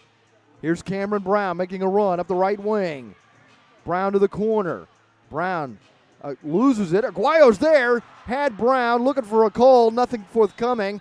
And now the whistle stops play. Yeah. And it'll be a free kick for Florida out of their own end with 8:35 to play in the third, leading 3-0. Great opportunity there between Cameron Brown, Ray Aguayo. Nice job by Tropics goalkeeper. Teixeira cuts one in front. Was looking for Reggett, but it zipped past Reggett. Florida keeps possession. Alves plays it to the left side. That's Claire sending it in deep to the corner. A little give and go, and Teixeira's made it 4-0. Yeah, and a nice goal, nice setup there. Beautiful job by the Tropics. Some more of that crisp passing you were talking about. It was indeed, and that's just picture perfect, textbook. Held the ball up, waited, kept the defender off his back, waited for the runner, boom, little flip over, back of the net. Here's you can see there Quintana, and a beautiful job right over to the number 5 player, Teixeira. A favorable doink off the post. Sidekicks hit that post, it doesn't go in. Yeah, and that's the type of play that's giving the Sidekicks rookies trouble, because you just lose track. You just lose track of that man for 1 second, and boom, back of the net. And Zach Reagan is doing a nice job here with the assist tonight. That one sent right in to Enriquez. Distributed to halfway. That's got to be a foul. I was going to say, boy, if that's not a foul. Lipe just got thrown to the turf. Man, Florida foul. They know, that's the thing. They know what a danger Lipe is when he gets in that open space. So teams are playing him tight. They know knock on him, push on him, shove him, and he's just got to get stronger on the ball. Yosu Sandoval getting called for his first foul. Sidekicks trying to find their first goal. Sandoval takes it away at the arc, and then a collision. Ooh. Advantage, Tropics. Play continues, but Dallas has a man down, and now play will be halted. That's Lipe, and that was just full throttle, both of them chest to chest, and I think he got the win. At a minimum, he's got the wind knocked out of him. I'm hoping that's all it is, but he is not responsive. Okay, I see him blinking eyes. Okay. So he's just taking a moment to try to regain his. It was a hard collision, folks. I'm telling you, I even heard it. I've got cans on my head, and I heard the collision. It was just a hard collision between two men, both running for the ball. The Dallas Morning News has been dedicated to bringing you what matters. Ruggles of Florida coming over to take a look, along with Cameron Brown. Local journalism matters. Join us at thenewdallasnews.com. And oftentimes, Brown's been on the other end of that. Yeah. He knows exactly what Lipe is going through right now. And now, fans, please welcome back to the field, Sylvia. He's a tough guy. He's got the heart of a lion. He's doing a lot of learning this season, lots of learning. And what I love about Lipe, he's not getting frustrated. You know, he's taking a lot of lumps. You know, teams know what a danger he is to shoot the ball and score. So they are just pounding on him game after game, and you don't see him lose his cool. You don't see him get frustrated. He gets up, plays on, and you really got to love the heart of this young man and this rookie. I think he's got a long, illustrious career here in the MASL. He can continue to develop and grow. Juan Rios is the trainer for the Sidekicks. Doc DeSalle is the doc. And Jason Davis also working with the Sidekicks. Sidekicks are trailing 4-0.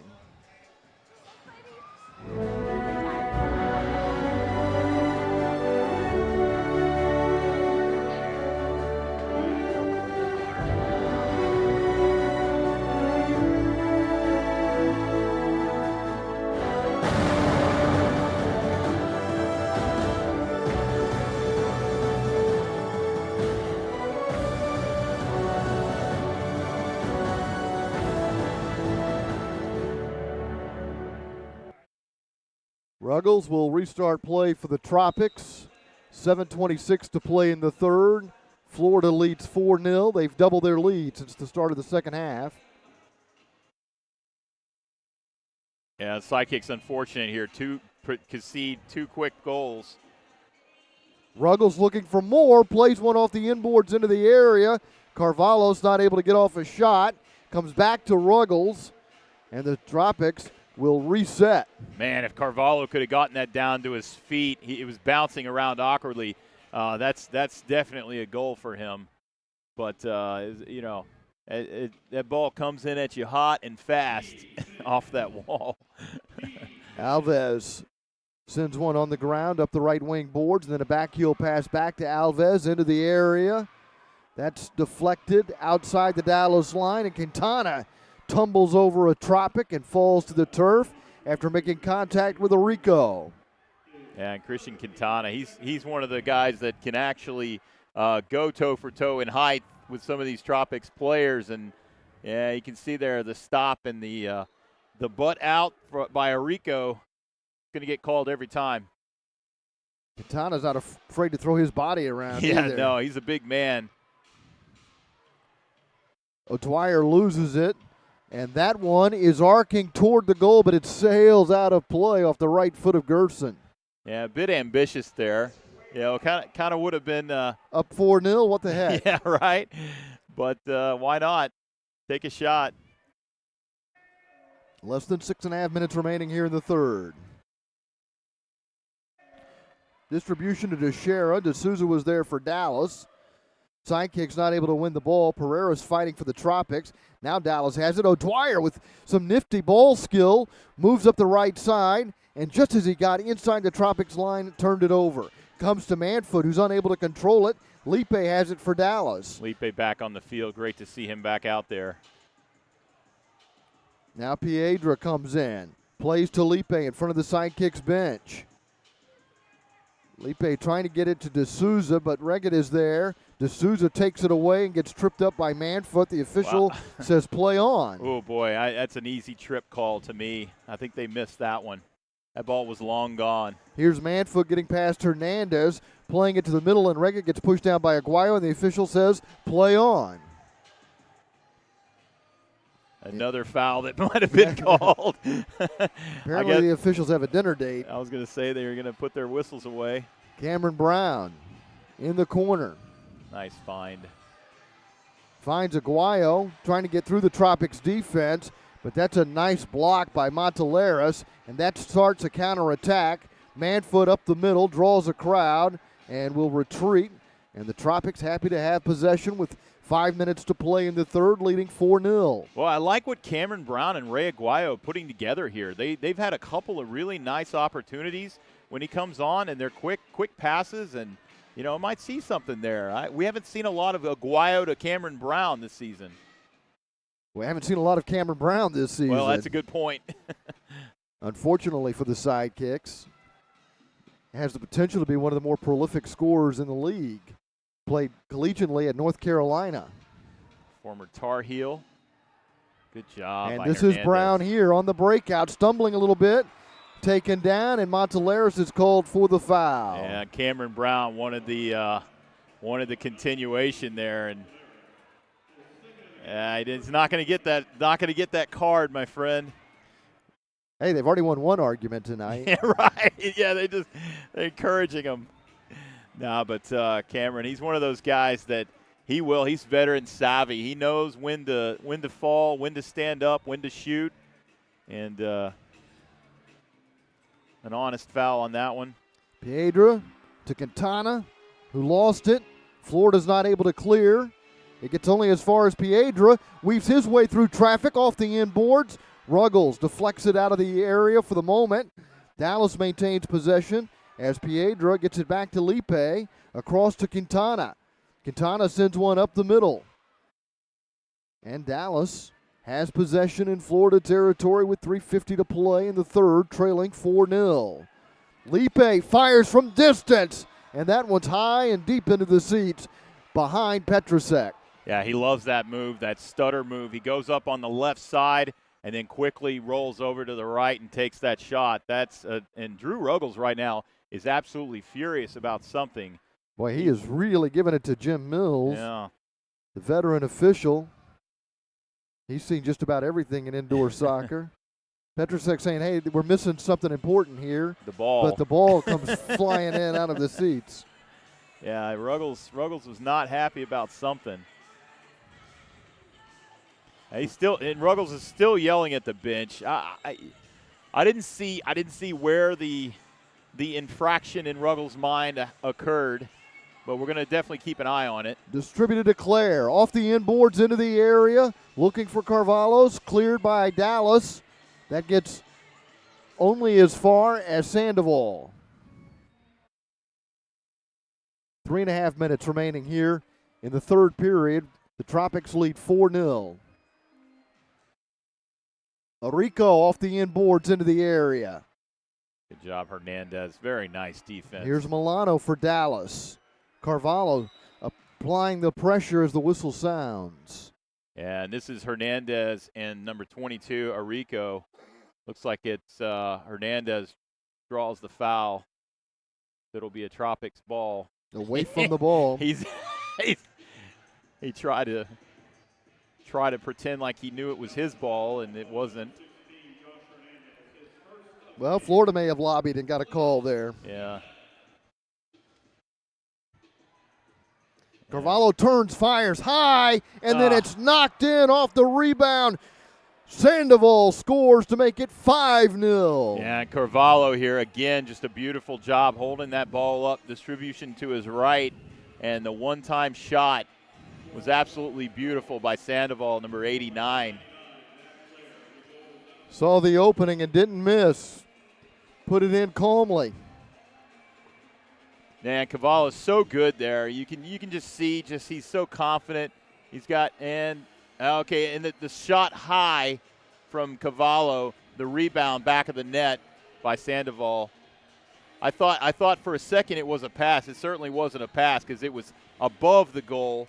But from my angle, I thought maybe he hit it off the side wall. But again, nice job by Carvalho. Gets the assist. Florida's now a plus 57 in goal differential this year as they try to extend their winning streak to 6 games. They've been averaging more than 8 goals a game, and they lead at Dallas 5-0. Ruggles clears it, but only as far as Lipe's chest. Lipe retreating, being pursued by Ruggles. Across to Quintana. Quintana in the corner, trying to work his way through a crowd. Aguayo is there to lend some support. Plays it back to Lipe. Man-foot marking Lipe, who fires and just missed. Man, I'll tell you, that was a hot shot. Reggett moving up the right flank. He's got Man-foot to his left. Man-foot. Oh, great defense by Dallas, and Man-foot's shot is blocked wide left. Almondra's there sliding over, getting that block. Great job. Man, that was a surefire one-timer back in net there. Almendarez came out of nowhere to make that play for the Sidekicks as this ball goes out of play outside the corner flag with 1:50 to play in the third. Gonzaga will restart play. He'll put it right in front, but Dallas begins a counterattack coming out of their own end. Lipe down the left flank, crosses halfway. Across to Aguayo. Changes made by the Sidekicks. O'Dwyer finds Aguayo on the right side, marked by Teixeira. Play back to the keeper, Carlos Enriquez, making his second appearance for the Sidekicks this season in place of Juan Gamboa, the Sidekicks veteran keeper. And the Sidekicks there, they had possession, give the ball away. Again, it's struggling to get the shots on goal, to get the ball in a position where they can shoot. We're down to the final minute of the third quarter as the Tropics control. They control both possession and on the scoreboard. They're up 5-0.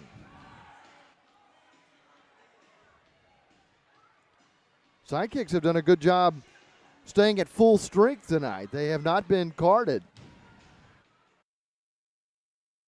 Yeah, good job there, cutting in front of that pass.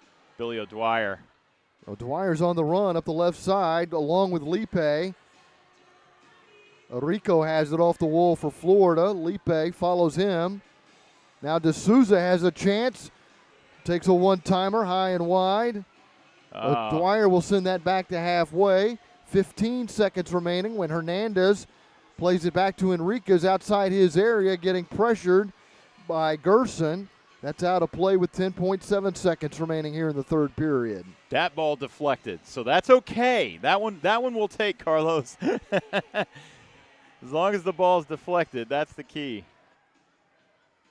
Dallas will kick it out of their own end diagonally to Hernandez, who chested down, controls it. 6 seconds left as D'Souza gets to the Tropics line.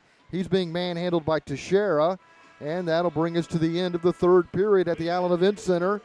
The Florida Tropics leading the Dallas Sidekicks 5-0. The Tropics, a perfect 5-0 on the road this season, leading the East at 10-1. They scored twice in the first period. They had 3 goals here in the third. Alves opened the second half scoring at 1:58 of the period.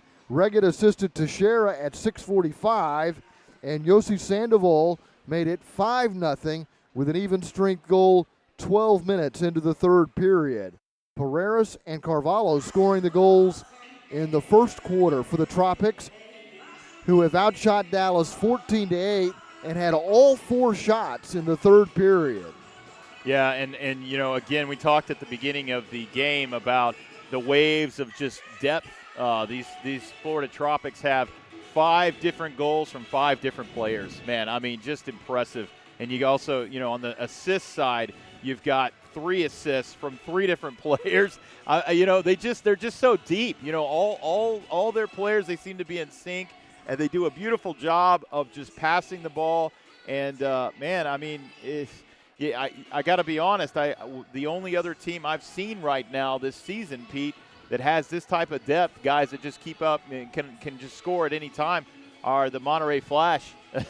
It seems like every guy on that team can score goals. And right now, Florida Tropics, same thing. I mean, some of it's, I guess, taste, but I think Florida is a more appealing team than Monterey. Yeah, it's not to say that Monterey can't score, because they do. Yeah, in some ways. But it's the way Florida plays. It's a very attractive style. It is. Yeah, it is. You're right. It's a more of a passing 1-2 passing, kind of that beautiful old school. It's total teamwork. It is. It is indeed. I think Monterey's a little more gritty. Yeah, more of a traditional indoor soccer team in some ways. Yep. Because they're putting the ball in front, and they're getting some of those dirty goals. And that, look, I'm not being critical. Yeah. I'm just saying from a spectator point of view. Compare, contrast, right? Yeah. Yeah. No, I agree. I think you're right. What's interesting is when the Tropics, if and when, and I hate to say this, I'm not sure if and when the Tropics are playing the Flash. Maybe in the finals. I don't know. It could be. The way it's going right now, I think the Sockers potentially have something to say about that, as do a few other teams. But, man, this matchup, I'd love to see it be an exciting matchup between Florida and Monterey. Mesquite saying, hey, Dallas, wear these guys out. Yeah, tomorrow night, Florida's going to be in Mesquite. Yeah. And we've seen Dallas capitalize when it's been the other way around. Teams have come in and played Mesquite first. That's right. Tacoma and Kansas City both wins on back-to-backs after they'd played the Mesquite Outlaws the first game. And Tattoo, after I think it was the loss to Tacoma, he's like, Matt, you know what? When are we going to get the benefit of having a tired team? And I said, Coach, they're coming, and we're going to see it tomorrow. So we'll see if the Outlaws can capitalize on the tired legs of the Florida Tropics.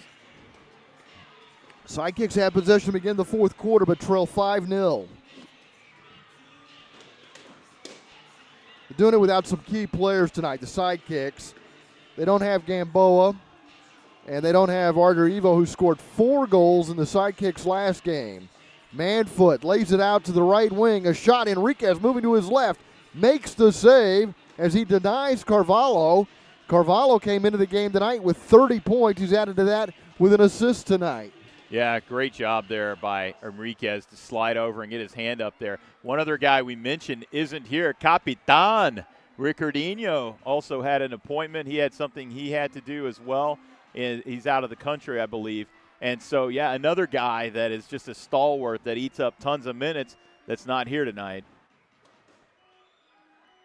Tropics, Reggett moves in. Manfoot in the corner, sets it up. The shot goes wide right. That shot taken by Matt Clare. Here's Piedra for Dallas. The ball finds Aguayo. Aguayo trying to send it in deep. It goes off Ruggles. Running in deep on the left side is Lipe, but he's unable to control it. Claire plays it back to Petrasic. And Ruggles did a great job getting his head on that ball to slow it up just enough to have to force Lipe to slow down. Beautiful defensive play. Ruggles in the midfield, marked by Lipe. Working a little give and go. Ruggles felt like he was held. Wow. That was a late whistle if I've ever heard one. Well, Ruggles quit running on the play. I think the official thought Florida still had the advantage. Okay. It's just it was like 5 minutes later it seemed. Okay, there's a whistle. I think that might have been a veteran whistle there, Pete. A little bit of veteran whistle involved in that. And Jim Mills is a veteran official working tonight along with Ron Corey, Jennifer Garner, and Tony Abbas. In the corner, played off the inboards by Gerson.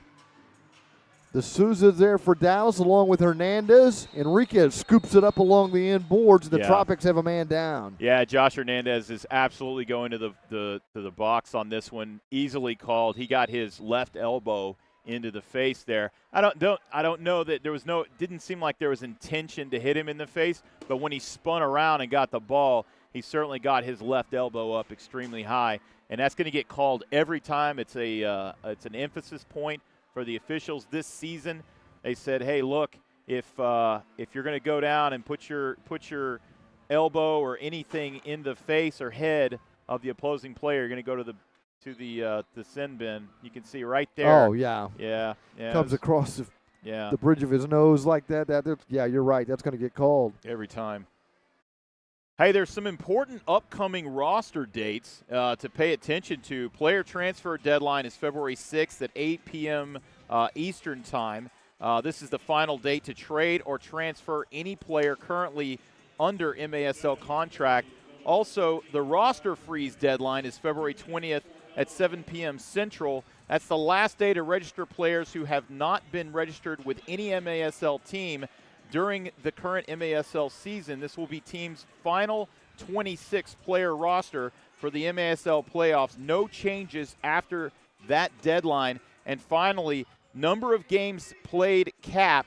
No MASL player shall be permitted to play in more than 24 regular season games in one season. If a player is transferred to a new team prior to the transfer deadline, the maximum number of total games played is 24 games. So just some key dates and things to keep an eye on as we're approaching some of the important upcoming roster dates. A 2-minute power play coming up here for the Tropics. Dallas penalized for the first time.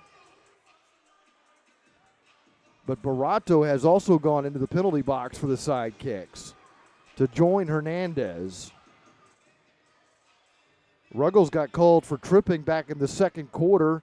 That was the only other penalty before Hernandez was called for this dangerous play at 2:25 of the fourth. Barato got a yellow card. Oh, what a stop, and then the rebound by Ruggles. My goodness. I think Hernandez was given the yellow, and Barato is serving that penalty. And a tough break there by Carlos Enriquez because he made a beautiful stop on the first shot, but Drew Ruggles in the exact right place, one time back of the net on the rebound. Man, what a goal. Let's see the replay here. Hernandez, so Florida scores the power play goal. As you take a look at the replay, Ruggles puts it in the back of the net. Hernandez comes running out of the penalty box. Well, remember, he got a blue and a yellow. Barato was in there to serve the yellow while Hernandez was serving the 2-minute penalty, but just because the power play expired doesn't mean Hernandez gets to come out of the box. It means Barato can come out, but now Hernandez has to serve his own 5 minutes. Ouch, ouch, ouch, ouch. It's a double whammy there. And it was the right call, Josh, a little bit undisciplined there, getting the elbow up in the face of the Florida Tropics player. You're right. He came running out. He was excited to get out of there. He was like, "Hey, I'm free." But what a score! Sorry, Pete. What a score by Drew Ruggles there. Man, just getting jumped on that ball. It makes it 6-0 Tropics. And frustrating for the Sidekicks because they'd played a good defensive game up until, I think, the third, and now things are getting away from them a bit. Yeah, it's become a little unseemly as we take a look at the carpet, which really looks like it needs a couple of seams. I was going to say, boy, that corner down there just does not look pretty. And we're seeing Miguel Teos for the first time tonight. Yeah, Teos has been suited out all night, but we haven't seen him touch the floor until now. Papusa is his nickname. Sidekicks need to get a goal or they're going to get shut out at home here. Yeah. They haven't been shut out at all since 2004 when they lost a game to the Cleveland Force. Now the team was dormant for a long time there, but yeah, but what a stat poll there, my friend. Good job, Pete Stein. Yeah, they definitely need to get that goose egg off. Cameron Brown draws the foul.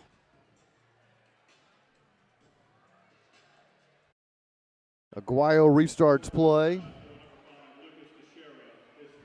And foul. Teixeira got called for the foul. Here's a shot. That coming from the Florida line, but why not? O'Dwyer felt it, but sends it into the seats. Oh, man. Yeah. Hey, you can't score if you don't shoot. Down 6-0, take shots. I want to say just a bit outside, but I just, it's so cliche. But, man, that one was in another stratosphere.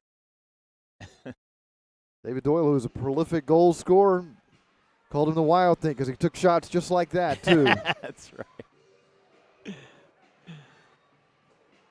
Florida's got possession. Alves and Ruggles in the back. And you wonder, too, if Florida doesn't just try to hold the ball. Yeah.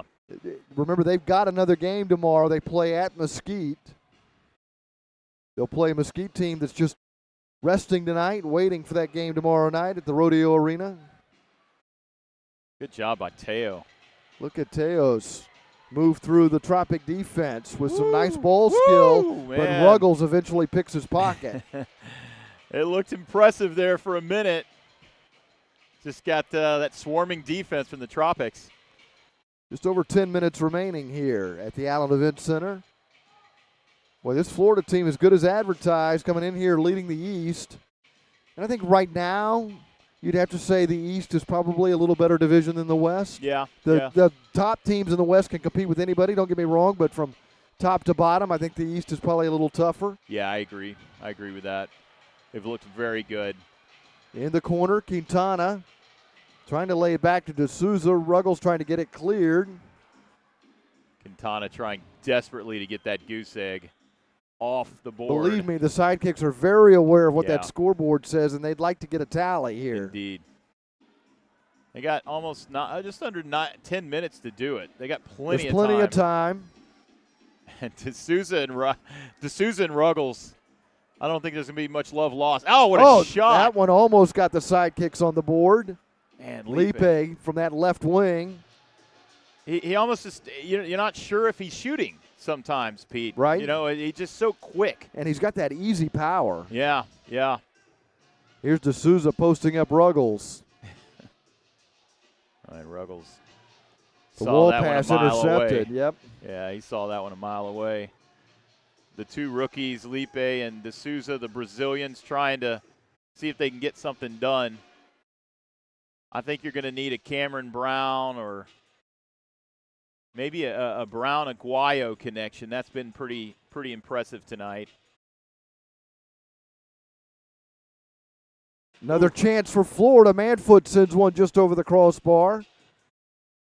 Teixeira sends this one all the way back to Petrusek.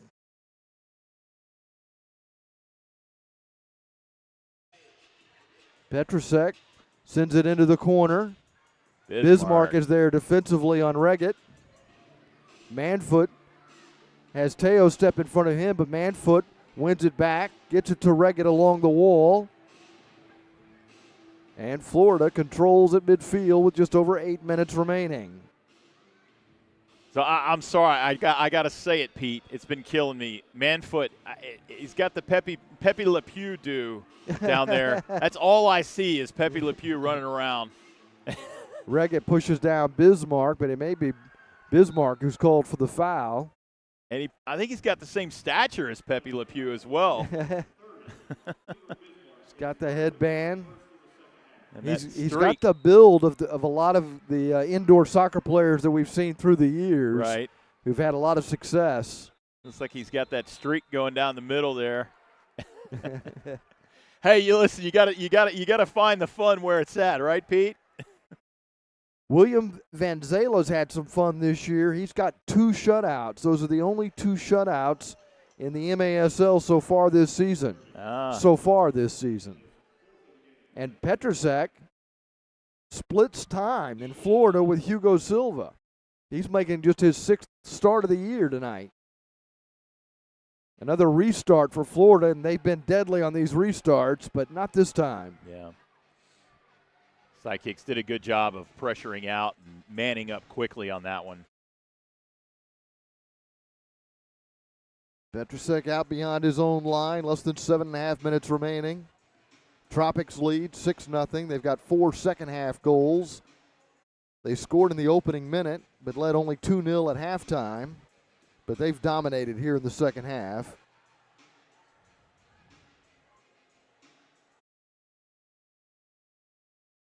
Sidekicks really haven't threatened that off here in the second half. They had some chances early in the game, didn't capitalize. Yeah. Here's a shot, and that's buried to make it 7-0 with 6:55 to play.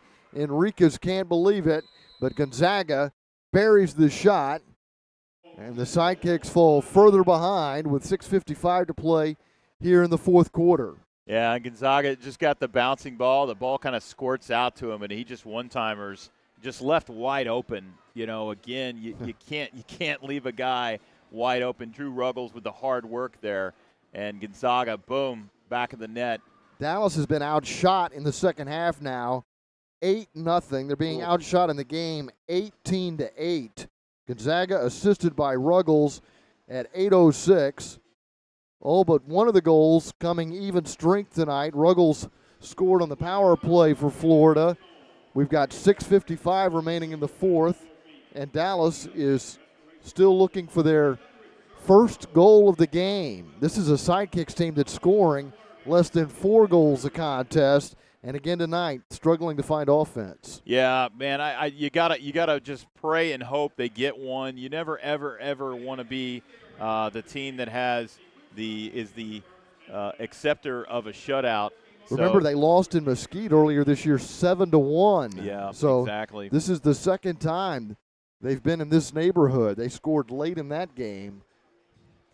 So the Sidekicks hosting the Eastern Division leading Florida Tropics, and the Tropics have a 7-0 lead.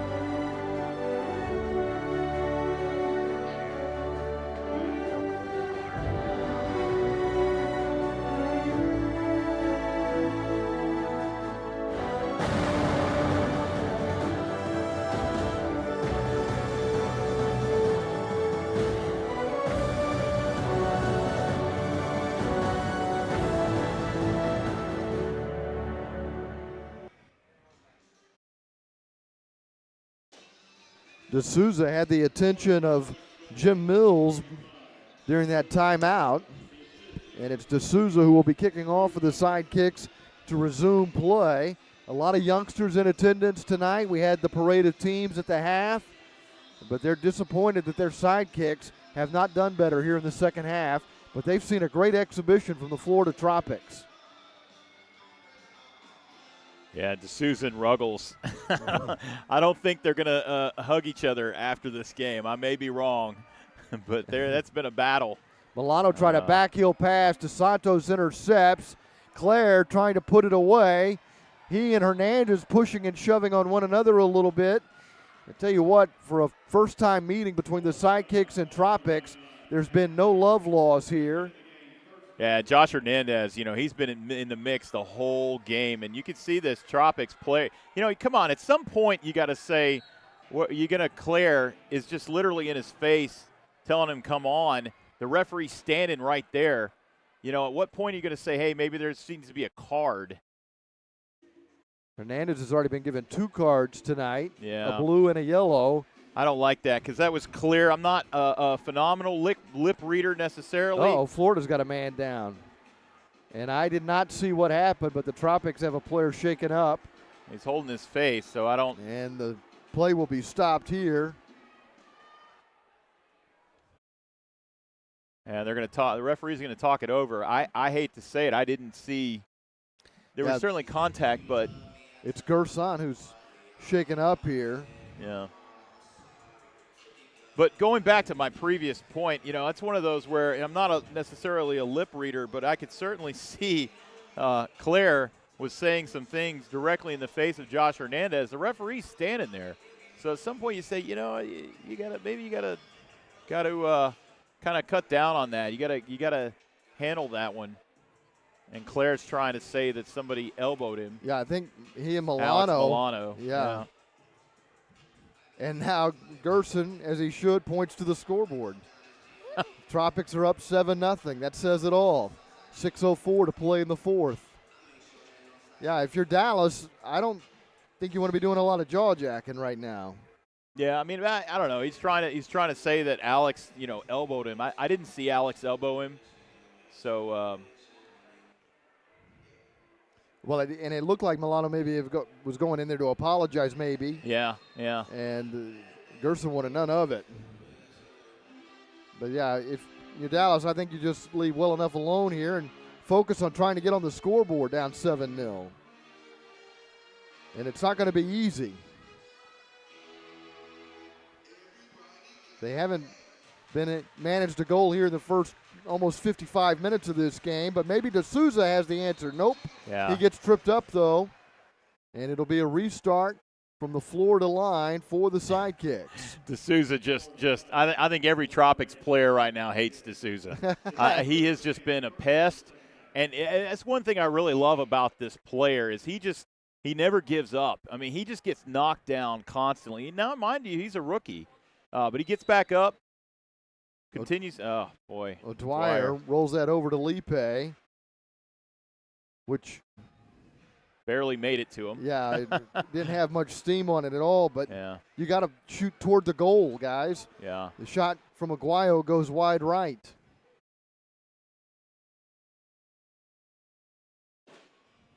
Dallas is down 7-0 with 5:18 to play. This is where you ask yourself, who wants this goal? Who wants it? Right now, I don't see the candidate. Quintana getting pushed around a little bit, trying to get past Teixeira. Brown's not able to control it, but he does deflect it back over to Quintana. There's a sin. And now Good job. Dwyer finds Brown making a run up the right side. Petrusek will follow it into the area and grab hold of it. Yeah. Good job by Petrusek being patient and letting it come back to him off the wall. Less than 5 minutes remaining now. That's Teos taking it off the wall for Dallas to Segura. Cameron has a little bit of a pep in his step right now.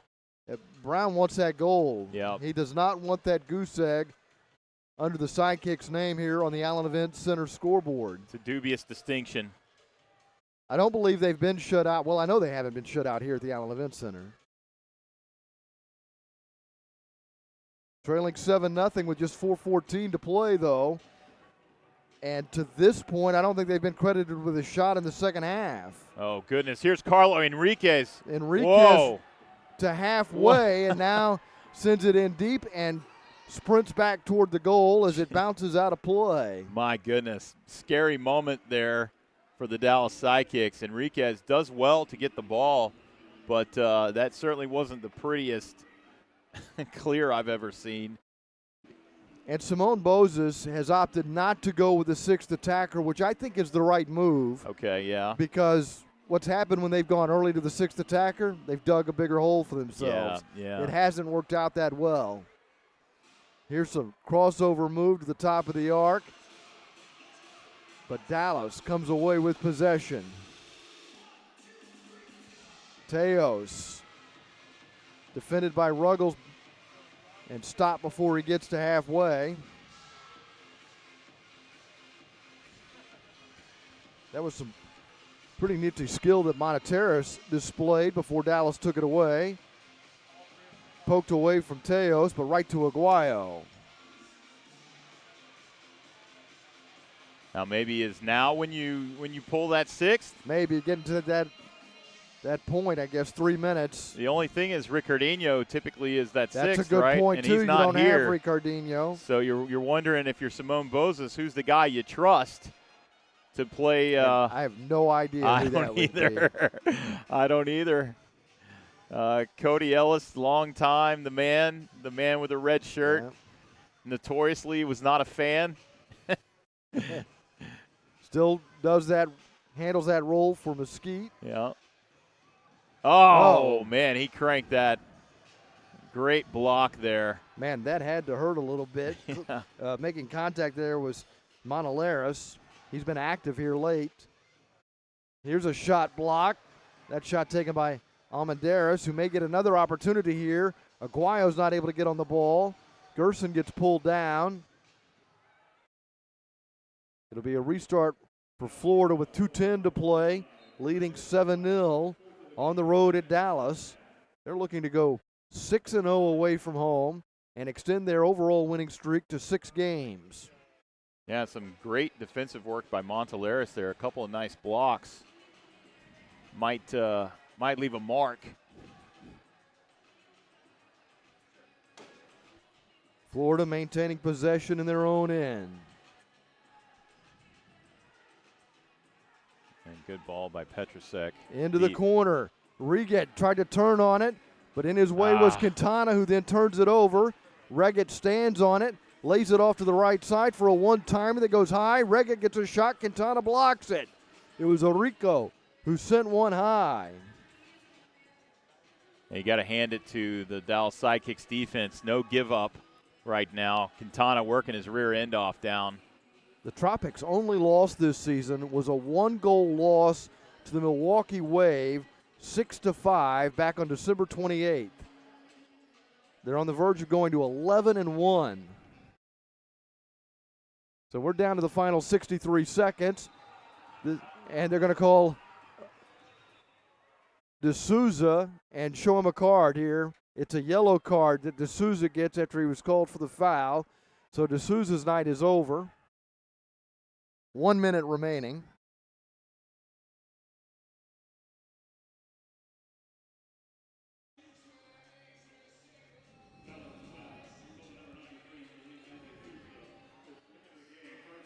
The last time Dallas was shut out against Cleveland, March 14th, 2004. Last time they were shut out at home, you got to go back to 1989 when they lost to Tacoma in a 1-0 game. Pereiras lays it back to Ruggles. Time winding down. Dallas only has 55 seconds to find a goal. And Florida's got the ball. Now Quintana beats Reget to it.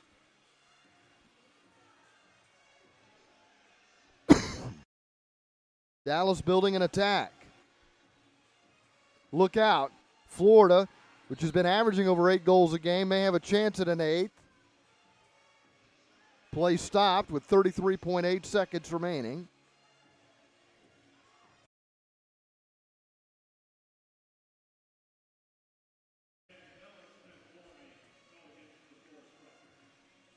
Tropics got a warning.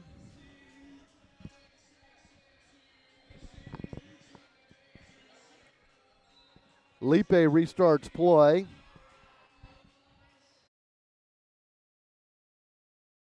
Florida would be the first team outside Baltimore to record a shutout if they can hold on for another 22 seconds.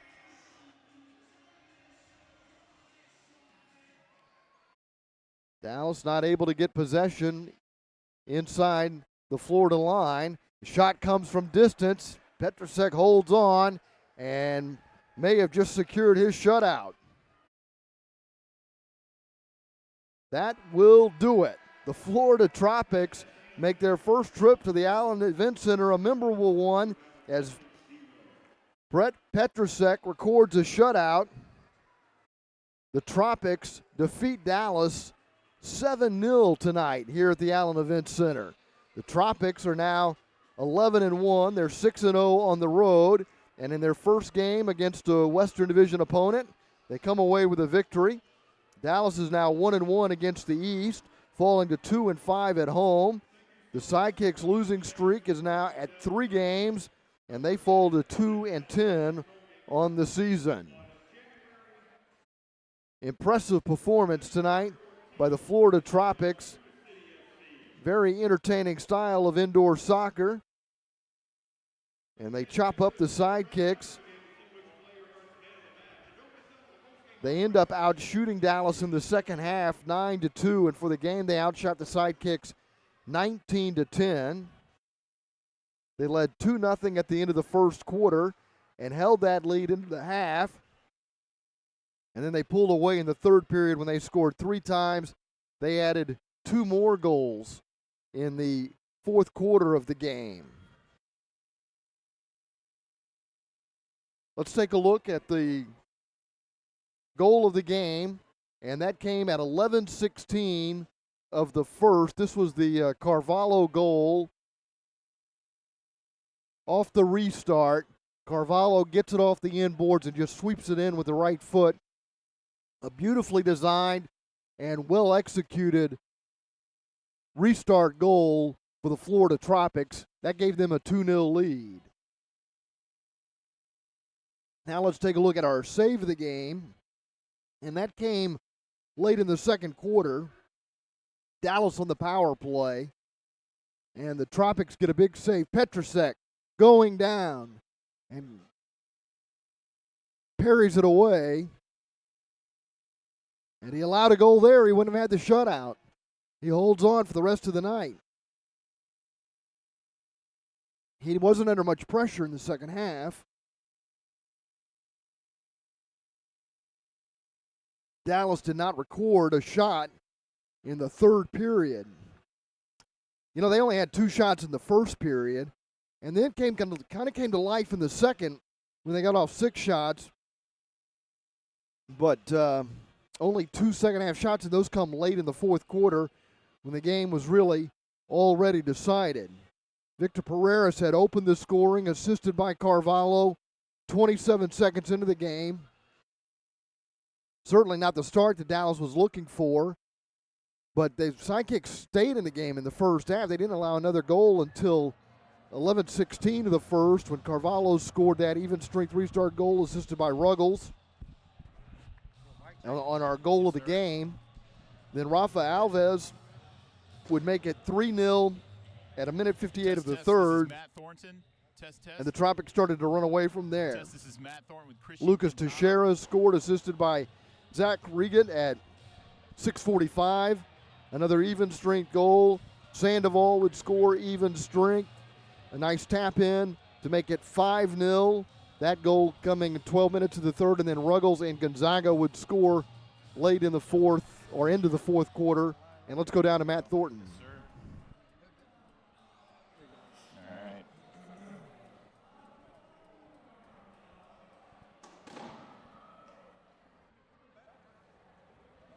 Hey, Matt Thornton with Dallas Sidekicks, man of the match, Christian Quintana. Let's hear it for Christian today, man of the match. Thank you. Christian, I know not the outcome that you wanted. You played extremely well. You were very active, great defense. Talk about your game tonight. Well, it's just a collective effort, you know. Everybody trained hard during the week. We knew it was a hard opponent. They are first in their conference, and that's what we got to face every single weekend. Just the hard teams in the conference, and that's it. You're really becoming quite the two-way player, active on both offense and defense. What have you done this season to really take your game to the next level? It's just a day-to-day grind. Every day I'm just watching the games, see the gaps and the errors that we make every single weekend, to just try to improve every single week with the help of all the veterans in the team and the coaching staff. I think it's just helping me out every single week, getting feedback from them, and just working it throughout the week. Well, Christian, you played a good game, not the outcome you wanted, but hey, let's hear it for Dallas Sidekicks, man of the match, Christian Quintana. Thanks, Christian. Thank you so much. Back to you, Pete. Okay, Matt, thank you very much, and we'll visit with one of the Tropics here momentarily. Tropics with a really impressive performance tonight. And the man who scored the first goal of the game was Victor Pereiras. He scored 27 seconds in. That set the tone. Florida never looked back. They led 2-0 at half and really started to pour it on in the third when they added 3 goals, scored 2 more in the fourth. Let's go down to Matt. One goal. Got it. All right, Dallas Sidekicks fan here with Florida Tropics man of the match, Victor Pereira. Victor, you got that goal, that first set-piece goal, very impressive. Your team in general has been impressive this season. Talk about the first goal, though. It was a good goal. It's good to start early on the scoreboard. I think it gave my teammates a little bit of confidence to go and play the game we were supposed to play, and I'm happy with that. Your team now 11-1, leading the East. You guys are just dominant. You played the Dallas Sidekicks team first time this season. Tough opponent. What do you think about this Dallas Sidekicks? A lot of rookies. I respect a lot of the Dallas organization. I used to play against them when I was back in UT RGV, and it's always good to come to back to Texas. I spent six years of my life over here, and I always look up for Dallas, and I think they have a good team. Of course, they got to improve, but they're in the right path. Awesome. Well, you certainly have an impressive team. Hey, Florida Tropics man of the match, Victor Pereira. Congratulations, and wish you continued luck this season. Back to you, Pete. All right, Florida now 11-1, 6-0 on the road, first in the East, and they'll be back in action here in the Metroplex tomorrow night, taking on Mesquite after defeating Dallas tonight 7-0. Tune in February 14th for more Dallas Sidekicks action on MASL TV as Utica City takes on your Dallas Sidekicks at 7:35 on Valentine's night. For Matt Thornton, I'm Pete Stein. So long from the Allen Event Center.